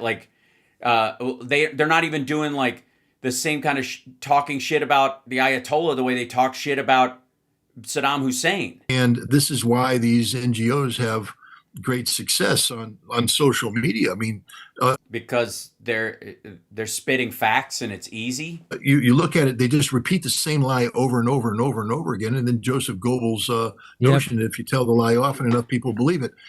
That's where I'm at. I don't know. Yes, that's where you're at. That's what you're doing. I get it. I mean, you and I hang around, I think a similar crowd. We Really? Like Epstein and RFK Jr.? We deal with intelligent people who ask questions, etc. But 15-year-old girls that you try to fuck, and then when you show up at their house, you get Chris Hansen. I haven't heard of that happening to Jimmy. Maybe you guys have been hanging, so I don't know. I don't think they reflect the majority of the American people. I think the majority of the American people, because they work 2 jobs, because they're busy trying to make ends meet. Yeah, you're stupid. We can't think this through. We all just basically, I don't know, bomb it. I don't really have it. I don't know. When they come home, they don't have time to do the deep dig. And so you don't have to do a deep dig. They're prisoners to whatever news outlet they pick. And the majority of the news outlets are owned by the Israelis. Or co-opted by the deep state or the deep state. Well, that's adorable. We haven't heard that one in a while.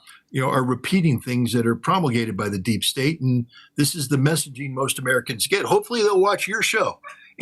No, they won't. And see that this is all a lie. I hope this show goes viral. Yeah, it's not going to go viral. This show should go viral. No, it really won't. I mean, I don't think it's a good, I think it would be a bad day for America if Jimmy Dore has on a twice convicted pedophile who aligns with Russia, gives speeches in Russia, and if that goes viral for any other reason than holy shit, Jimmy Dore had on a twice convicted pedophile, that's when we're in trouble. That's when America will be in bad shape. With that, I leave you, ladies and gentlemen. We got our deep state reference in for the evening. I think we learned a lot today. We learned, I think, above all that, let's see. I think overall we learned that Glenn Beck has a lot of extra copies of The Great Reset sitting in his garage, and he's going to try and make sense of the world in a way that sells those books because there aren't enough tables with wobbly legs in the world to make up for how many books are stacked in his fucking garage before he retires and goes out to pasture in his Reverend Gene Scott years. I think we learned that AI is probably the most exciting technology in the world, but even Fox Business can make it boring. I think, what else? We learned today that,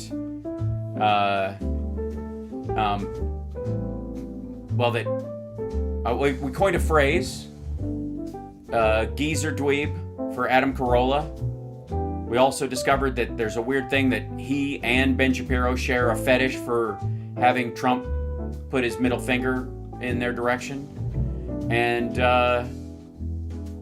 we learned that Mike Lindell was probably more coherent when he was actually smoking crack actively. And that his biggest concern in life will probably be that he's going to swallow his own tongue during the second debate, because I don't think he'll make it to the third or the fourth. Just going to call it. I mean, he's got money to stay in the race, but I think there's a very strong chance that the Rhino establishment is going to kick him to the curb. And by the Rhino establishment, I mean Republican voters in Minnesota who are like, wait a minute, this fucking guy? I mean, don't get me wrong, he did a great, you would all learn a great PR lesson. Nothing is better for your image than going onto a talk show with a guy whose last biggest gig, besides shilling for Trump, was shooting 15-hour news, and the confluence of how the right-wingers and the AI panic are finally coming together in a way that this show was kind of almost perfectly built for. And until then, take care of yourselves and take care of somebody else. And remember, this is some bullshit.